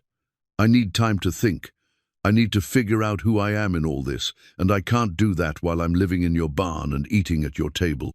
"Where will you go?" "I don't know, but I can't stay here. Not right now." Silas felt his world tilting, the happiness he'd just begun to believe in slipping away. "Joe, please don't do this. Don't let pride make a decision you'll regret." "This isn't about pride. This is about truth, and the truth is, I don't know what's real anymore." She walked out of the kitchen, leaving Silas alone with the deed that had changed everything. Outside, he could hear her moving around in the barn, the sounds of someone packing quickly and quietly. Silas sat at the kitchen table, staring at the document that had torn apart the first happiness he'd known in years. The signatures at the bottom, his own confident scrawl next to Mary McClary's shaky handwriting, told the story of a transaction that had seemed straightforward at the time. A young rancher expanding his holdings, an elderly widow solving her financial problems. He'd never imagined that 40 years later, those signatures would feel like evidence of a betrayal he'd never intended to commit. An hour later, he heard truck doors slamming and the sound of a horse trailer being hitched. He wanted to go to her, to find the words that would make her stay, but he understood that some conversations couldn't be forced. Some wounds needed time before they could heal. When he finally went to the barn, it was empty except for the lingering sense of hay and horses. Joe's few possessions were gone. Daisy's stall was clean and vacant, and the tack room that had been her refuge looked as if no one had ever lived there. On the workbench, she'd left a note written in her careful handwriting. "Thank you for everything. I'll be in touch about settling my employment. The spare key is under the feed bucket." Silas read the note 3 times, looking for some hint of softness, some suggestion that this wasn't final. But the words were polite and distant, the kind of message one professional might leave for another. He walked back to the house through the November darkness, the silence heavier than it had been before Joe's arrival. The kitchen still smelled like pot roast and apple pie, but the warmth was gone. Eleanor's wooden spoon sat in the dish drainer, clean and waiting for hands that might never use it again. That night, Silas lay awake in the guest room he'd occupied since Eleanor's death, staring at the ceiling and thinking about the cruel ironies of life. He'd spent 6 years in isolation, convinced he didn't deserve happiness after failing his first family. When Joe had arrived with her quiet dignity and her loyal horse, he'd begun to believe that maybe second chances were possible. Now he understood that his past had reached forward to destroy his future in ways he'd never anticipated. The next morning brought no relief, only the echoing emptiness of a house that had briefly come alive and was now hollow again. Silas went through the motions of his daily routine: coffee, ranch work, paperwork, but everything felt mechanical and meaningless. It was Dr. Patterson who told him where Joe had gone. The veterinarian called 3 days later to check on some cattle vaccinations and mentioned in passing that he'd seen Joe McClary at the boarding stable outside Sheridan. "Staying at the Rocking R for now," Patterson said. Daisy looked good, though Joe seemed pretty shaken up about something. "Everything all right out there?" "Fine," Silas lied. "Just some staffing changes." But after he hung up, Silas found himself driving toward Sheridan, not sure what he planned to say, but knowing he couldn't leave things as they were. The Rocking R was a modest operation that catered to horse owners who needed temporary boarding. He found Joe in the arena, working Daisy at a slow trot. Even from a distance, he could see the change in her. The confidence he'd begun to recognize was gone, replaced by the careful wariness of someone who'd been hurt. She rode like she was afraid of making a mistake, like she expected disappointment around every corner. When she saw him standing at the fence, Joe brought Daisy to a halt, but didn't dismount. The distance between them felt both physical and emotional. "How did you find me?" she asked. "Patterson mentioned he'd seen you. Joe, we need to talk." "I don't think we do. I've been researching the land sale, talking to people who remember what happened." Joe's expression remained guarded. "And? Your grandmother was 3 months behind on her mortgage payments when your grandfather died. The bank had already started foreclosure proceedings. She had medical bills from your grandfather's cancer treatment that totaled over $40,000. Silas gripped the fence rail. "When I offered to buy the ranch, I wasn't taking advantage of her desperation. I was offering her the only way out of a situation that would have left her homeless and penniless. You still bought my family's land for less than it was worth. I bought it for what I could afford to pay and what she needed to start over. Joe, I was 28 years old, working 2 jobs and borrowing money to expand my own operation. I didn't have unlimited resources." Joe dismounted and led Daisy to the fence, close enough that Silas could see the pain in her eyes. "It's not just about the money, Silas. It's about what this means for us." "What does it mean?" "It means I can never be sure if your feelings for me are real, or if they're colored by guilt about what happened to my family. And it means I can never be sure if your feelings for me aren't influenced by the fact that I own something you think should be yours." They stared at each other across the fence, both recognizing the impossible position they'd found themselves in. The land that had brought them together was now the thing threatening to tear them apart. "There has to be a way through this," Silas said quietly. "Maybe, but I need time to figure out what that looks like." Silas nodded, understanding even though it hurt. "How much time?" "I don't know. Joe, I meant what I said about making this right, whatever it takes." "I know you did. That's part of what makes this so hard." Silas drove home to an empty house that felt like a monument to all the ways life could disappoint you just when you thought you'd found happiness. But as he sat in his kitchen that night, eating canned soup and thinking about Joe's wounded expression, he realized that this wasn't over. Love that real didn't just disappear because circumstances were complicated. If Joe needed time to figure out who she was in relation to the land and to him, then he'd give her that time. But he wasn't giving up on what they'd found together. Some things were worth fighting for, even when the fight required patience instead of action. Outside, the November wind rattled the windows and scattered leaves across the yard where Joe's truck had been parked just days before. Winter was coming, but Silas found himself thinking about spring, about the possibility that what looked dead might just be dormant, waiting for the right conditions to bloom again. The legal summons arrived on a grey December morning, delivered by a nervous young man who clearly wasn't used to serving papers to ranches the size of Silas's operation. The envelope was thick and official, bearing the seal of the Wyoming State District Court and the return address of Morrison, Blake, Associate Sohn, of Cheyenne's most prominent law firms. Silas read the documents twice before their meaning fully sank in. Joe McClary was filing suit to reclaim ownership of the 640 acres that had been her grandfather's ranch, claiming the 1,983 sale had been conducted under duress and at below market value. The legal language was dense and formal, but the essence was clear. She wanted her family's land back. What stunned him wasn't the lawsuit itself. He'd half expected something like this after their confrontation. What stunned him was the thoroughness of the case Joe's lawyers had built. They'd uncovered land valuations from 1983 that suggested the McClary Ranch had been worth nearly twice what he'd paid for it. They'd found testimony from neighbors who claimed Mary McClary had been pressured into selling quickly. Most damaging of all, they'd documented other land purchases Silas had made during the same period, showing a pattern of buying distressed properties at below-market prices. The papers painted him as a predatory businessman who'd built his empire by taking advantage of vulnerable families in crisis. The characterization was unfair. He'd always paid fair prices and dealt honorably with sellers, but he understood how it could look to a jury that didn't know him. Silas called his own attorney, Frank Hutchinson, who'd handled legal matters for the Grant Ranch for over 20 years. Frank's assessment was blunt and uncomfortable. "This is going to be expensive and messy," Frank said over the phone. "Even if we wind, I think we probably will. It's going to cost you a fortune in legal fees and drag your reputation through the mud." "What's the worst-case scenario?" "Worst case. You lose the 640 acres plus damages. The property's worth maybe $2 million now, but with punitive damages, you could be looking at $3 or $4 million in total exposure." Silas felt the number hit him like a physical blow.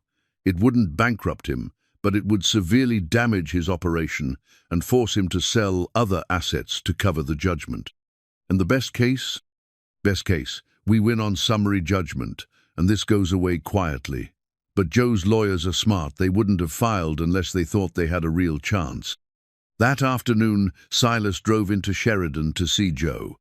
He found her at the boarding stable, working with a young horse that belonged to one of the other boarders. She was teaching the gelding to load into a trailer, using the patient, methodical approach he'd watched her apply to everything else in her life. "We need to talk," he said when she noticed him standing by the fence. Joe finished with the horse before acknowledging him. "I figured you'd gotten the papers by now." "Why, Joe? Why this way?" She faced him across the arena, her expression carefully neutral. "Because it's the only way I can think of to level the playing field."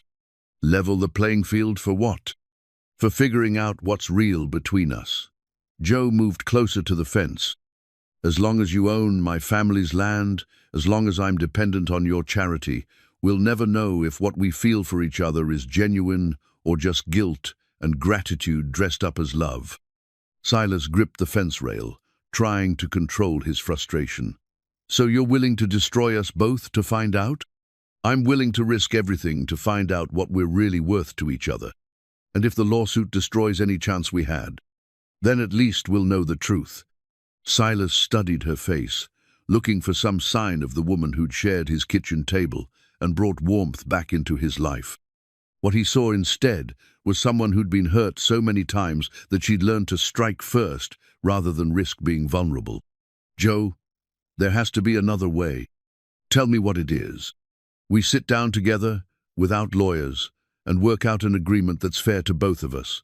I deed you back the original McClary section. We create a partnership for the rest of the ranch. We pretend this is about business when it's really about love." Joe shook her head. "I can't do that, Silas. I won't be bought off, even by someone I care about."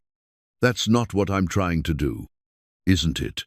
You're trying to make the problem go away so we can go back to the way things were, but we can't go back. Too much has happened."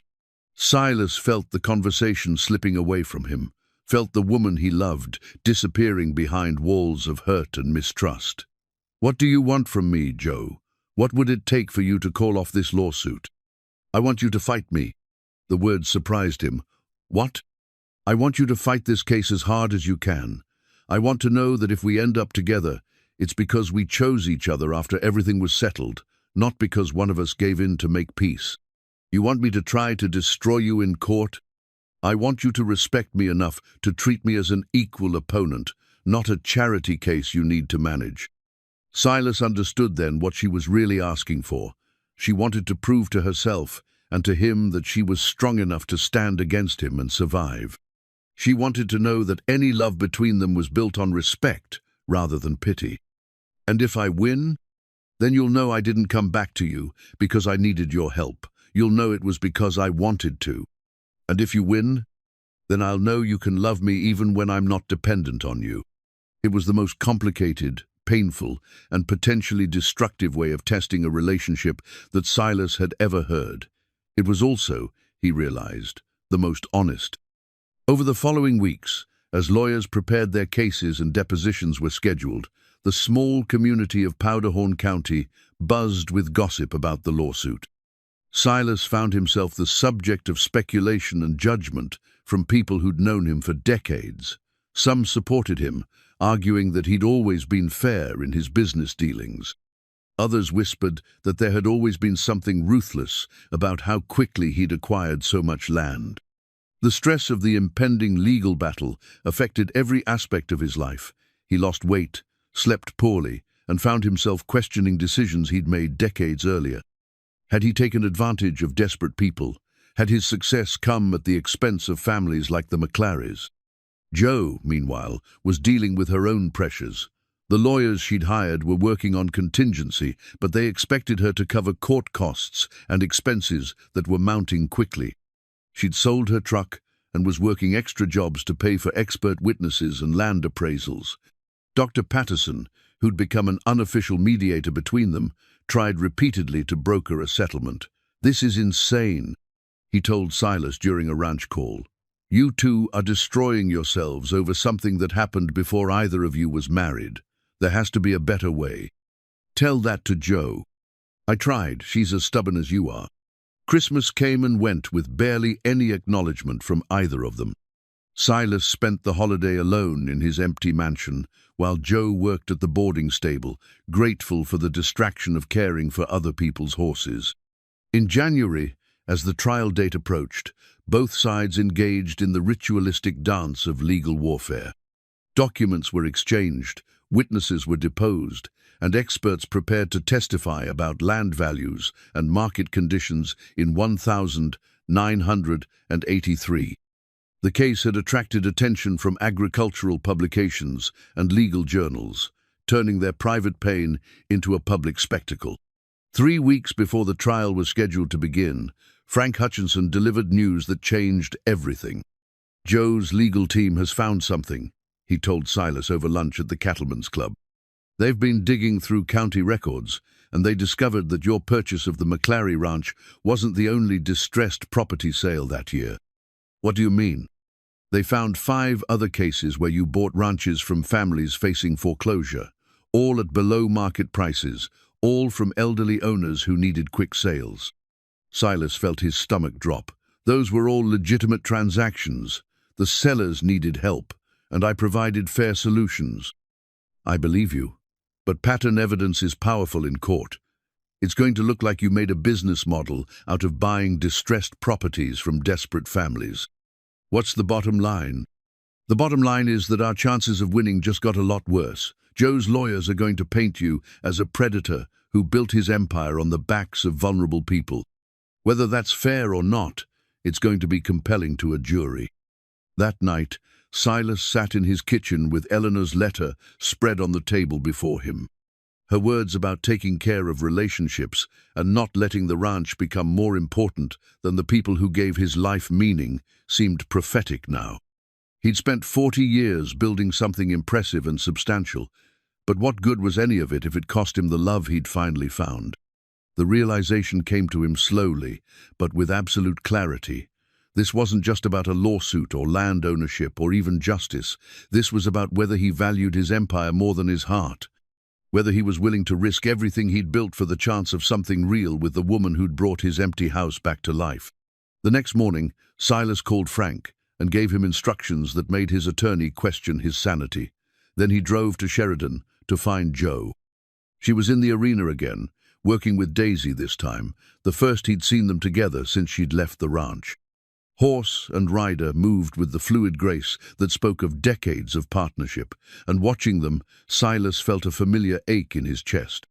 "Jo," he called softly, not wanting to startle either of them. She brought Daisy to a halt and dismounted, her expression wary. "If you're here to talk settlement, I'm here to tell you that you're right.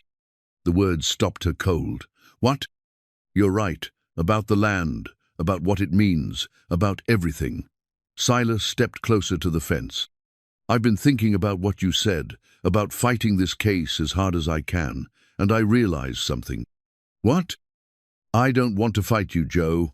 I want to fight for you. There's a difference. Joe stared at him, her hand resting on Daisy's neck. I don't understand. I'm dropping my defense. I'm going to stipulate to your claims and deed you back your family's land, all of it. Silas, no. That's not what I wanted. Yes, it is. You wanted to know what's real between us. You wanted to know if I could love you when you didn't need me. He smiled, the expression transforming his weathered face. Well, now you'll know. When you own your family's land free and clear, when you have choices, when you can tell me to go to hell and mean it, that's when we'll find out what's real. Joe felt tears starting to fall. You could lose everything.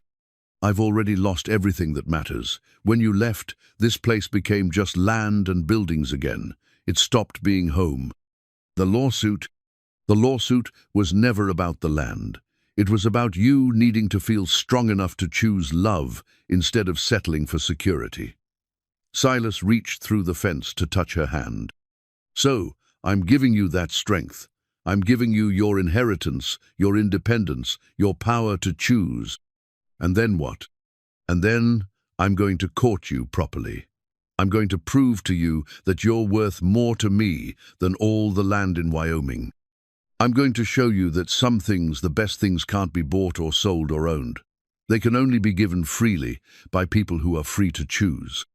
Joe looked at this man, who was willing to risk his life's work for the chance to love her without conditions, and felt something shift inside her chest. The fear that had driven her to file the lawsuit, the fear that she'd never be more than a charity case in his life, began to crumble in the face of such complete trust. Silas, she whispered. What, Lightning Joe? I think I've been an idiot. We both have, but maybe we can be idiots together. For the first time in months, Joe smiled, really smiled, with the brightness that had first caught his attention. Are you asking? I'm asking. But first, I'm giving you back what was always yours. Then we'll see what happens next. The wind across the arena carried the scent of snow and possibility, and for the first time since she'd found that old land deed, Joe began to believe that some stories really could have happy endings. The settlement agreement was drafted in Frank Hutchinson's office on a bitter February morning, with snow falling steadily outside the windows of the old brick building that housed Cheyenne's most established law firm. Joe sat across the conference table from Silas, her own attorney flanking her, while Frank shuffled through the papers that would legally restore her family's heritage. I want to make sure we're all clear on what's happening here, Frank said, his tone suggesting he still thought his client had lost his mind. Mr. Grant is deeding 640 acres of prime ranch land to Ms. McClary, along with water rights, mineral rights, and a cash settlement of $200,000 to cover her legal costs and provide working capital for ranch operations. Joe stared at the settlement agreement, the legal language making her head spin. This is too much, Silas.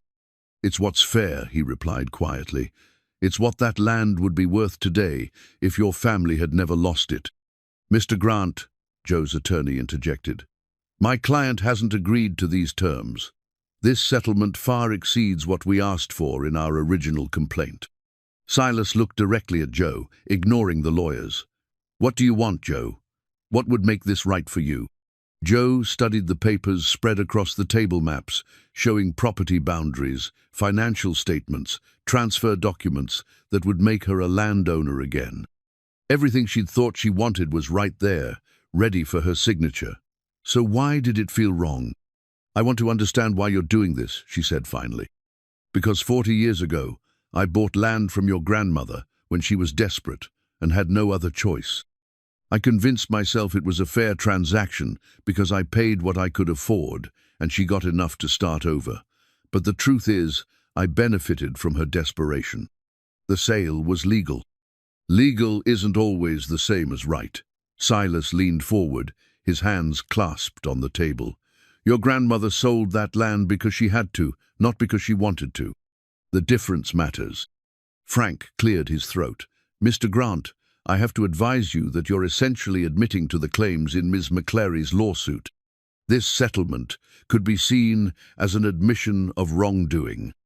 "Let it be seen that way," Silas said. "Some wrongs need to be admitted." Joe felt tears threatening. This wasn't how she'd imagined this moment would feel. She'd thought reclaiming her family's land would bring satisfaction, a sense of justice restored.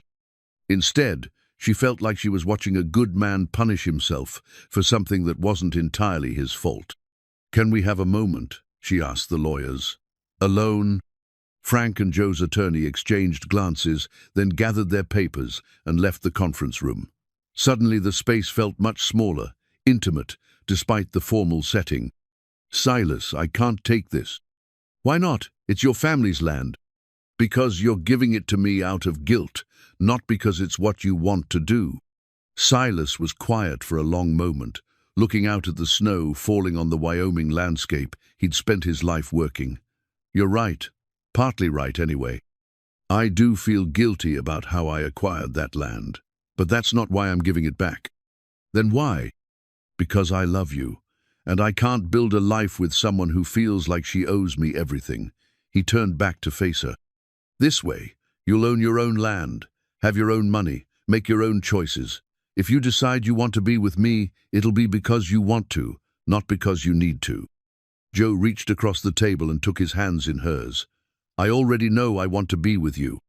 You think you do, but you've been dependent on me since the day you arrived. You've never had the chance to choose freely. And if I take this settlement, if I become your neighbor instead of your employee, what then? Then I'll court you properly. I'll bring you flowers and take you to dinner and try to convince you that we could build something good together." Joe laughed despite the tears running down her cheeks. "You want to date me? At our age? I want to do whatever it takes to win your heart honestly." The settlement agreement lay between them, waiting for signatures that would change both their lives irrevocably. Joe stared at the documents, thinking about her grandmother's desperate choice 40 years ago and the ripple effects that had led to this moment. "What if I don't want to be your neighbor?" she asked quietly. Silas felt his heart stop. "Then you don't. You'll own your own land, and you can do whatever you want with it. I can sell it back to you.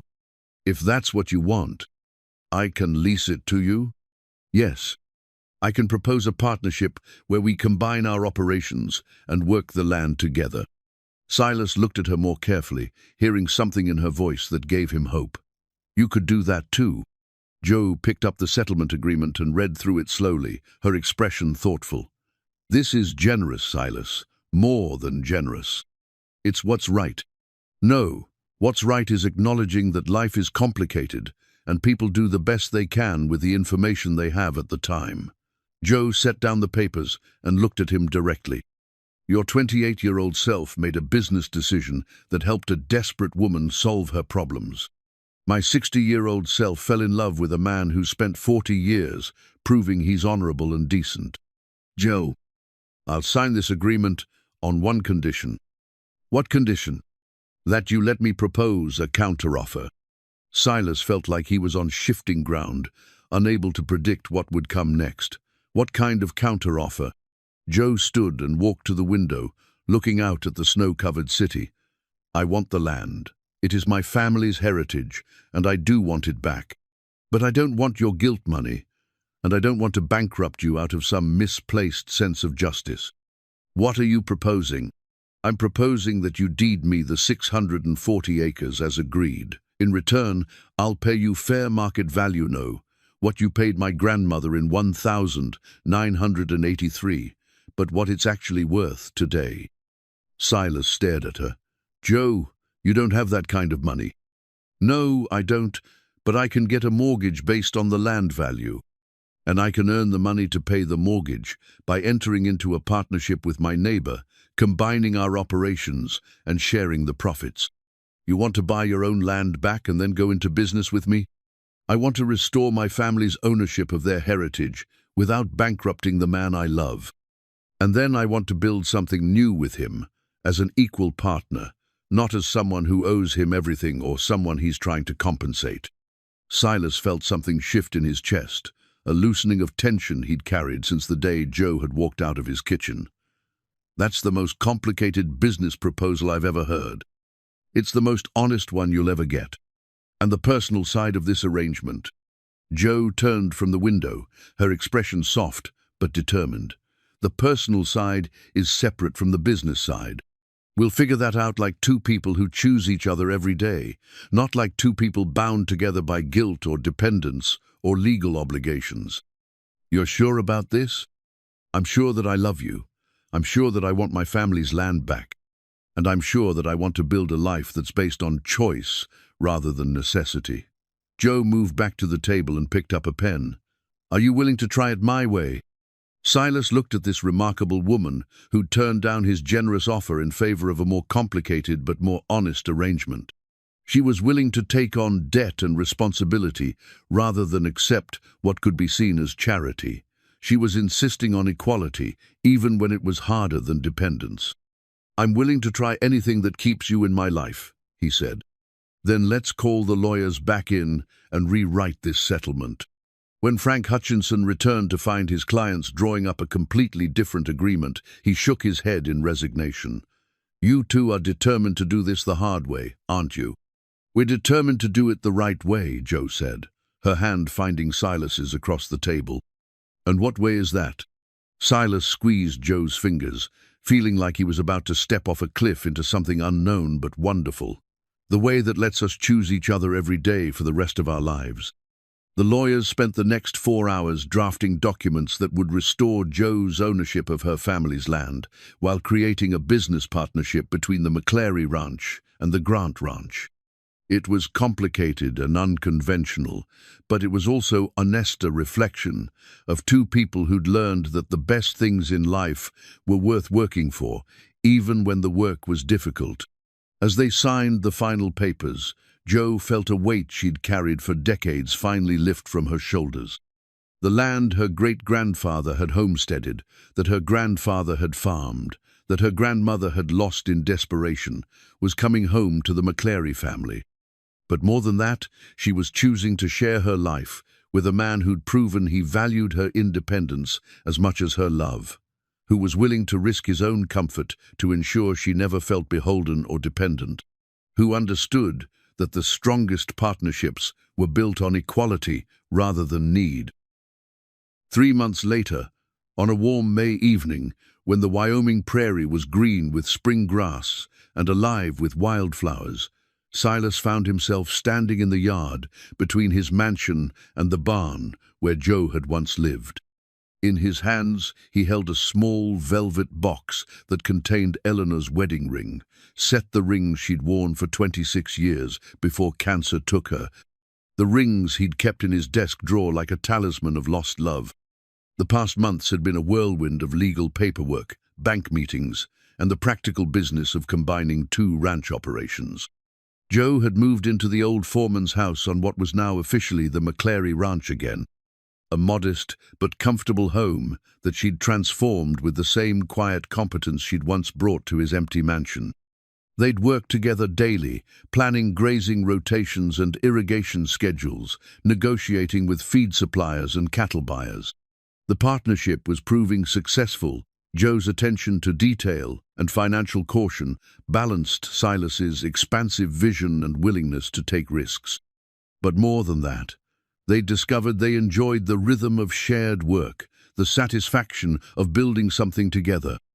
The personal side of their relationship had developed more slowly, deliberately. Silas had indeed courted her properly, bringing her wildflowers from the meadow where her great-grandfather had first settled, taking her to dinner at the Cattlemen's Club where she'd insisted on paying her own way, spending long evenings on her front porch, talking about everything from cattle prices to childhood memories. Tonight felt different, though. Tonight, Silas was about to take the biggest risk of his 61 years. Joe emerged from the barn where she'd been checking on a mare that was close to foaling. Daisy followed her out into the evening light, moving more slowly than she once had, but still alert and interested in everything around her. The paint mare had thrived since returning to familiar pastures, her arthritis manageable in the place where she'd once been young. "How's Bella doing?" Silas asked, nodding toward the barn. "She'll probably foal tonight or tomorrow. First baby, so she's nervous." Joe wiped her hands on her jeans and looked at him more carefully. "You seem nervous too. Everything all right?" Silas took a deep breath, feeling like a teenager about to ask someone to prom. "Joe, there's something I need to talk to you about." "Sounds serious." "It is." He pulled the velvet box from his pocket and held it carefully between them. These were Eleanor's rings. Joe looked at the box without taking it, her expression unreadable. "Silas, let me finish, please." He opened the box to reveal the simple but elegant setter solitaire engagement ring and a plain gold band that had been worn smooth by years of love and work. "Eleanor wrote in her letter that she wanted me to find someone to share my life with, someone who would remind me that life is for living. I remember. I think she would have liked you. I think she would have respected the way you've insisted on equality in our relationship, the way you've made me work to earn your trust." Silas closed the box and looked directly into Joe's eyes. "I'm not asking you to replace her or to become someone you're not. I'm asking if you'd be willing to build something new with me, something that honors what we've both lost while embracing what we've found." Joe felt her heart racing, but she also felt something else, a deep sense of rightness, as if this moment had been waiting for them through all the years of loneliness and searching. "Are you asking me to marry you, Silas Grant? I'm asking you to be my partner in everything, in the work we do, in the life we build, in whatever time we have left." He opened the box again. "These rings represent the promise that love is possible, even after loss, that second chances are real if we're brave enough to take them." Joe looked at the rings, thinking about the woman who'd worn them before her, Eleanor, who'd loved this difficult, generous man enough to want him to be happy even after she was gone. She thought about her own journey from the rodeo arena to this moment, all the choices and chances that had led her here. "They're beautiful," she said softly. "Eleanor had small hands like you. I had them cleaned and resized, just in case." Silas stopped, realizing he was rambling. "I'm hoping you'll say yes, but I'll understand if you need time to think about it." Joe reached out and took the box from his hands, feeling the weight of it, not just the physical weight of gold and diamonds, but the emotional weight of promises and possibilities. "Can I ask you something? Anything? If I say yes, are you going to try to take care of me? Are you going to want to solve all my problems and make all my decisions?" Silas smiled, recognizing the woman who'd taught him the difference between love and protection. "Joe, you've proven you can take care of yourself better than anyone I've ever known. You've rebuilt your life from nothing, reclaimed your family's land, and turned a failing lawsuit into a successful business partnership. If anything, I'm hoping you'll take care of me. And if I say no, then we'll keep being partners and neighbors and friends, and I'll spend the rest of my life grateful that you answered my ad for a housekeeper." Joe looked at him standing there in the evening light, this man who'd learned to love without trying to own, who'd risked everything to give her the freedom to choose. She thought about all the ways love could go wrong, the grasping, desperate kind that demanded everything and gave nothing back. Then she thought about the kind of love that trusted enough to let go, that was strong enough to insist on equality. "I have one condition," she said finally. Silas felt his heart skip. "What condition?" "I want to keep my name, Joe McClary. The McClary Ranch needs a McClary to run it." "Of course. And I want us to live in my house, not yours. Your mansion is beautiful, but it's Eleanor's house. I want us to build our life in a place that belongs to both of us. We can build a new house, wherever you want. And I want Daisy to live in the pasture behind our house so I can see her every morning when I drink my coffee." "Joe," Silas said, his voice rough with emotion, "are you saying yes?" Joe took the engagement ring from the box and slipped it onto her finger. It fit perfectly, as if it had been waiting for her all along. "I'm saying yes to building a life together. Yes to being partners in everything. Yes to taking care of each other without trying to control each other." Silas let out a breath he didn't realize he'd been holding and reached for her, pulling her into his arms. When he kissed her, it tasted like promise and possibility, like coming home after a long journey. "Lightning Joe McClary," he murmured against her hair. "Soon to be Lightning Joe McClary Grant," she corrected, then pulled back to look at him. "Wait, that's not right either. What do you want to be called?" Joe grinned, the expression transforming her weathered face into something radiant. "I want to be called Happy." They stood together in the gathering dusk, surrounded by the land that had brought them together and torn them apart and finally healed them both. Daisy wandered over to investigate, nuzzling Joe's shoulder with the gentle curiosity of a horse who'd seen many changes in her 15 years. "What do you think, girl?" Joe asked, stroking the mare's neck. "You approve of this arrangement?" Daisy snorted softly and moved away to graze, apparently satisfied that her human had finally come to her senses. "She's not easily impressed," Silas observed. "She's seen me make a lot of bad decisions over the years. She's probably relieved I finally made a good one." As the stars began to appear in the darkening sky, they walked hand in hand toward Joe's house, their house now, the place where they'd build whatever came next. Behind them, Silas's mansion stood empty, but no longer lonely, a monument to one kind of love that had ended and made room for another kind to begin. The wedding ring set represented more than just a proposal. Accepted it represented the courage to risk love again after loss, the wisdom to choose partnership over possession, and the faith that some stories really could have second chapters that were even better than the first. In the distance, a coyote called across the prairie, its voice wild and free and full of the ancient music of the American West. Joe squeezed Silas's hand, thinking about all the generations who'd loved and lost and chosen to love again on this same land. Her great-grandfather, who'd homesteaded here with nothing but hope and determination. Her grandparents, who'd built a life together through drought and hardship. Her grandmother, who'd been strong enough to let go when holding on, would have destroyed everything.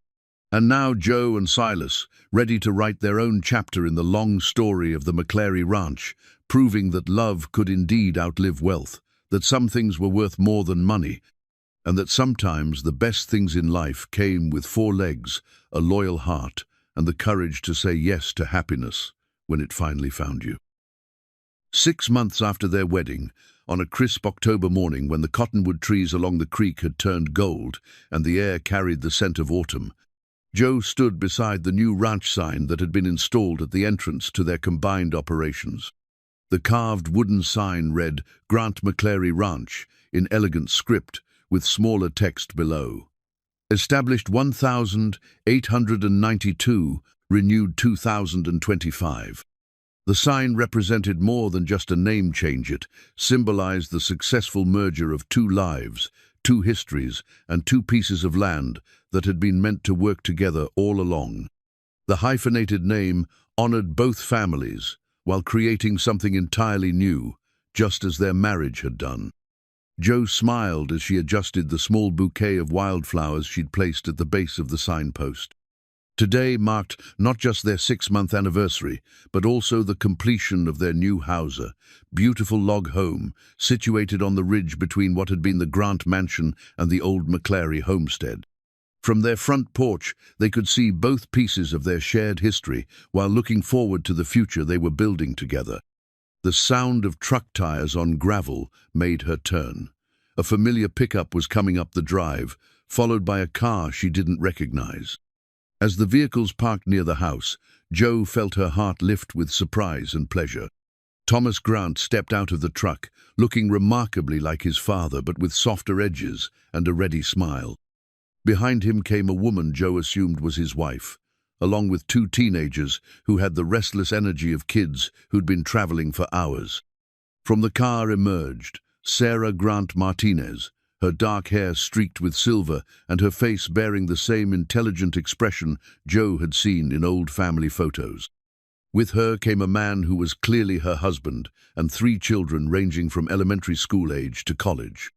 Silas appeared on the porch of their new house, his face showing an emotion Joe had never seen before, pure, unguarded joy mixed with nervous uncertainty. He'd been hoping for this day since they'd sent wedding invitations to his children 6 months ago, but he hadn't been sure they would come. "Dad!" Thomas called out, his voice carrying warmth that erased years of distance in a single word.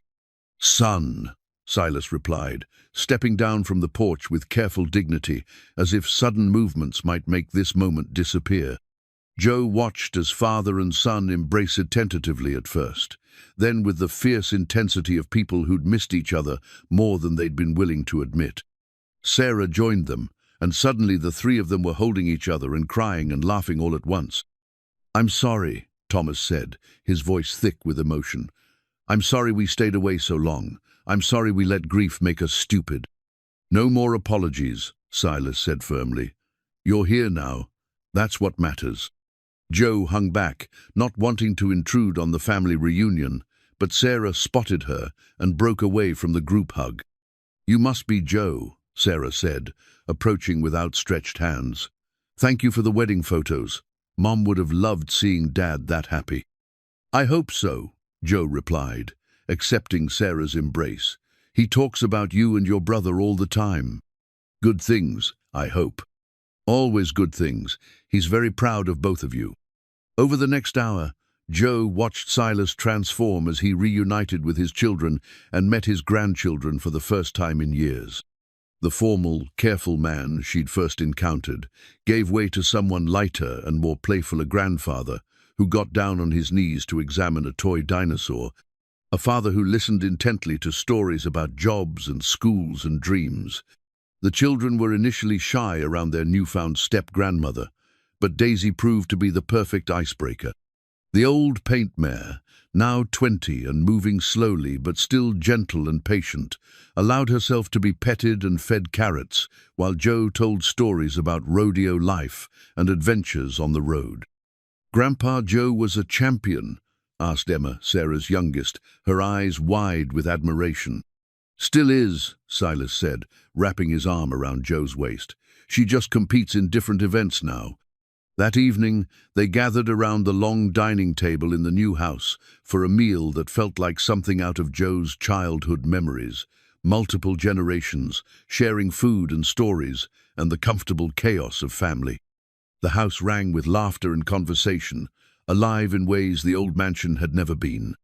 After dinner, as the adults lingered over coffee and the children played board games in the living room, Thomas pulled Joe aside. "I want you to know something," he said quietly. "Sarah and we were angry for a long time after Mom died. Not just stayed angry. At Dad, at God, at the whole situation. Grief makes its own rules," Joe said, remembering her own words from months ago. "It does. And one of the rules we made was that Dad had to stay frozen in that grief forever. Like moving on would be a betrayal of Mom's memory." Thomas looked toward his father, who was helping his grandson with a puzzle. "But seeing him now, seeing how happy he is, I realize how wrong we were. He never stopped loving your mother. I can see that, but he also didn't stop living, and that's what Mom would have wanted." Thomas smiled. "Thank you for reminding him that he deserved to be happy." Later, as the family gathered on the front porch to watch the sunset paint the mountains purple and gold, Joe felt a contentment she'd never experienced before. Silas sat beside her on the porch swing, his hand resting over hers, while 3 generations of his family filled the chairs and steps around them. "Tell us about the rodeo days, Grandpa Joe," said Michael, Thomas's teenage son. "Which stories do you want to hear?" Joe asked. "The ones where I was brilliant, or the ones where I was an idiot?" "The idiot ones," chorused the children, making the adults laugh. As Joe began telling a story about the time she'd gotten lost driving to a competition and ended up at a county fair instead, Silas felt something he'd thought was lost forever, the sense of family continuity, of love passing from one generation to the next. His children had come home, not to the house where they'd grown up, but to the life he was building with Joe.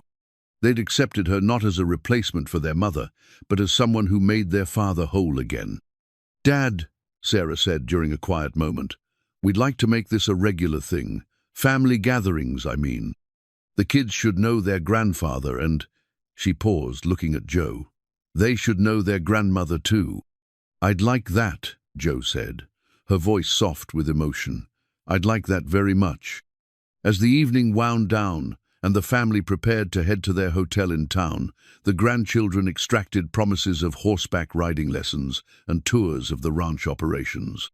Thomas and Sarah made plans to return for Christmas, bringing their families for an extended holiday visit. It's different now, Sarah observed as she hugged her father goodbye. The ranch, I mean, it feels alive again. It is alive again, Silas replied. That's what love does. It brings things back to life. After the family left, Joe and Silas sat on their porch, swing in comfortable silence, watching the stars emerge in the clear Wyoming sky. Daisy grazed peacefully in the pasture below them, her white patches visible in the moonlight. Think they'll really come back for Christmas? Silas asked. I think they will. I think they missed you more than they knew how to say. I miss them too, but I don't think I could have gotten them back if I hadn't found you first. Joe turned to look at him. This man who'd taught her that love could be patient and generous and strong enough to wait for the right moment. Why not? Because I had to learn how to be happy again before I could teach them that it was okay for them to be happy too. Silas pulled her closer, breathing in the scent of her hair and the familiar smell of horses and sage that always clung to her clothes. Eleanor was right in her letter. I needed someone to remind me that life is for living. And now I remember every day.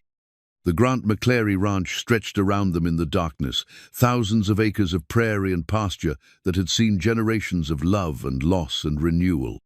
Tomorrow there would be cattle to check and fences to mend and the 1,000 daily tasks that made up ranch life. But tonight there was just this, the satisfaction of work well done, family reunited, and love that had been strong enough to overcome pride and fear and the weight of the past. Joe thought about the journey that had brought her here, from the rodeo arenas where she'd been Lightning Joe to the desperate months when she'd had nothing but Daisy and hope. Every choice, every loss, every moment of doubt had led to this porch, this man, this life that felt like coming home after a lifetime of wandering. Silas, she said softly. Yes? I love you. I love you too, Lightning Joe McClary Grant. They sat together until the moon set behind the mountains, two people who'd learned that the best things in life were worth waiting for, worth fighting for, and worth the courage it took to say yes when happiness finally knocked on your door. Around them, the ranch settled into the peaceful quiet of night, secure in the knowledge that it was no longer just land and buildings, but home to a family that understood the difference between existing and truly living. In the pasture below, Daisy lifted her head to look toward the house where her human had finally found her place in the world. The old mare nickered softly, a sound of contentment that carried across the prairie like a blessing, before returning to her grass and her dreams of galloping free under endless Wyoming skies.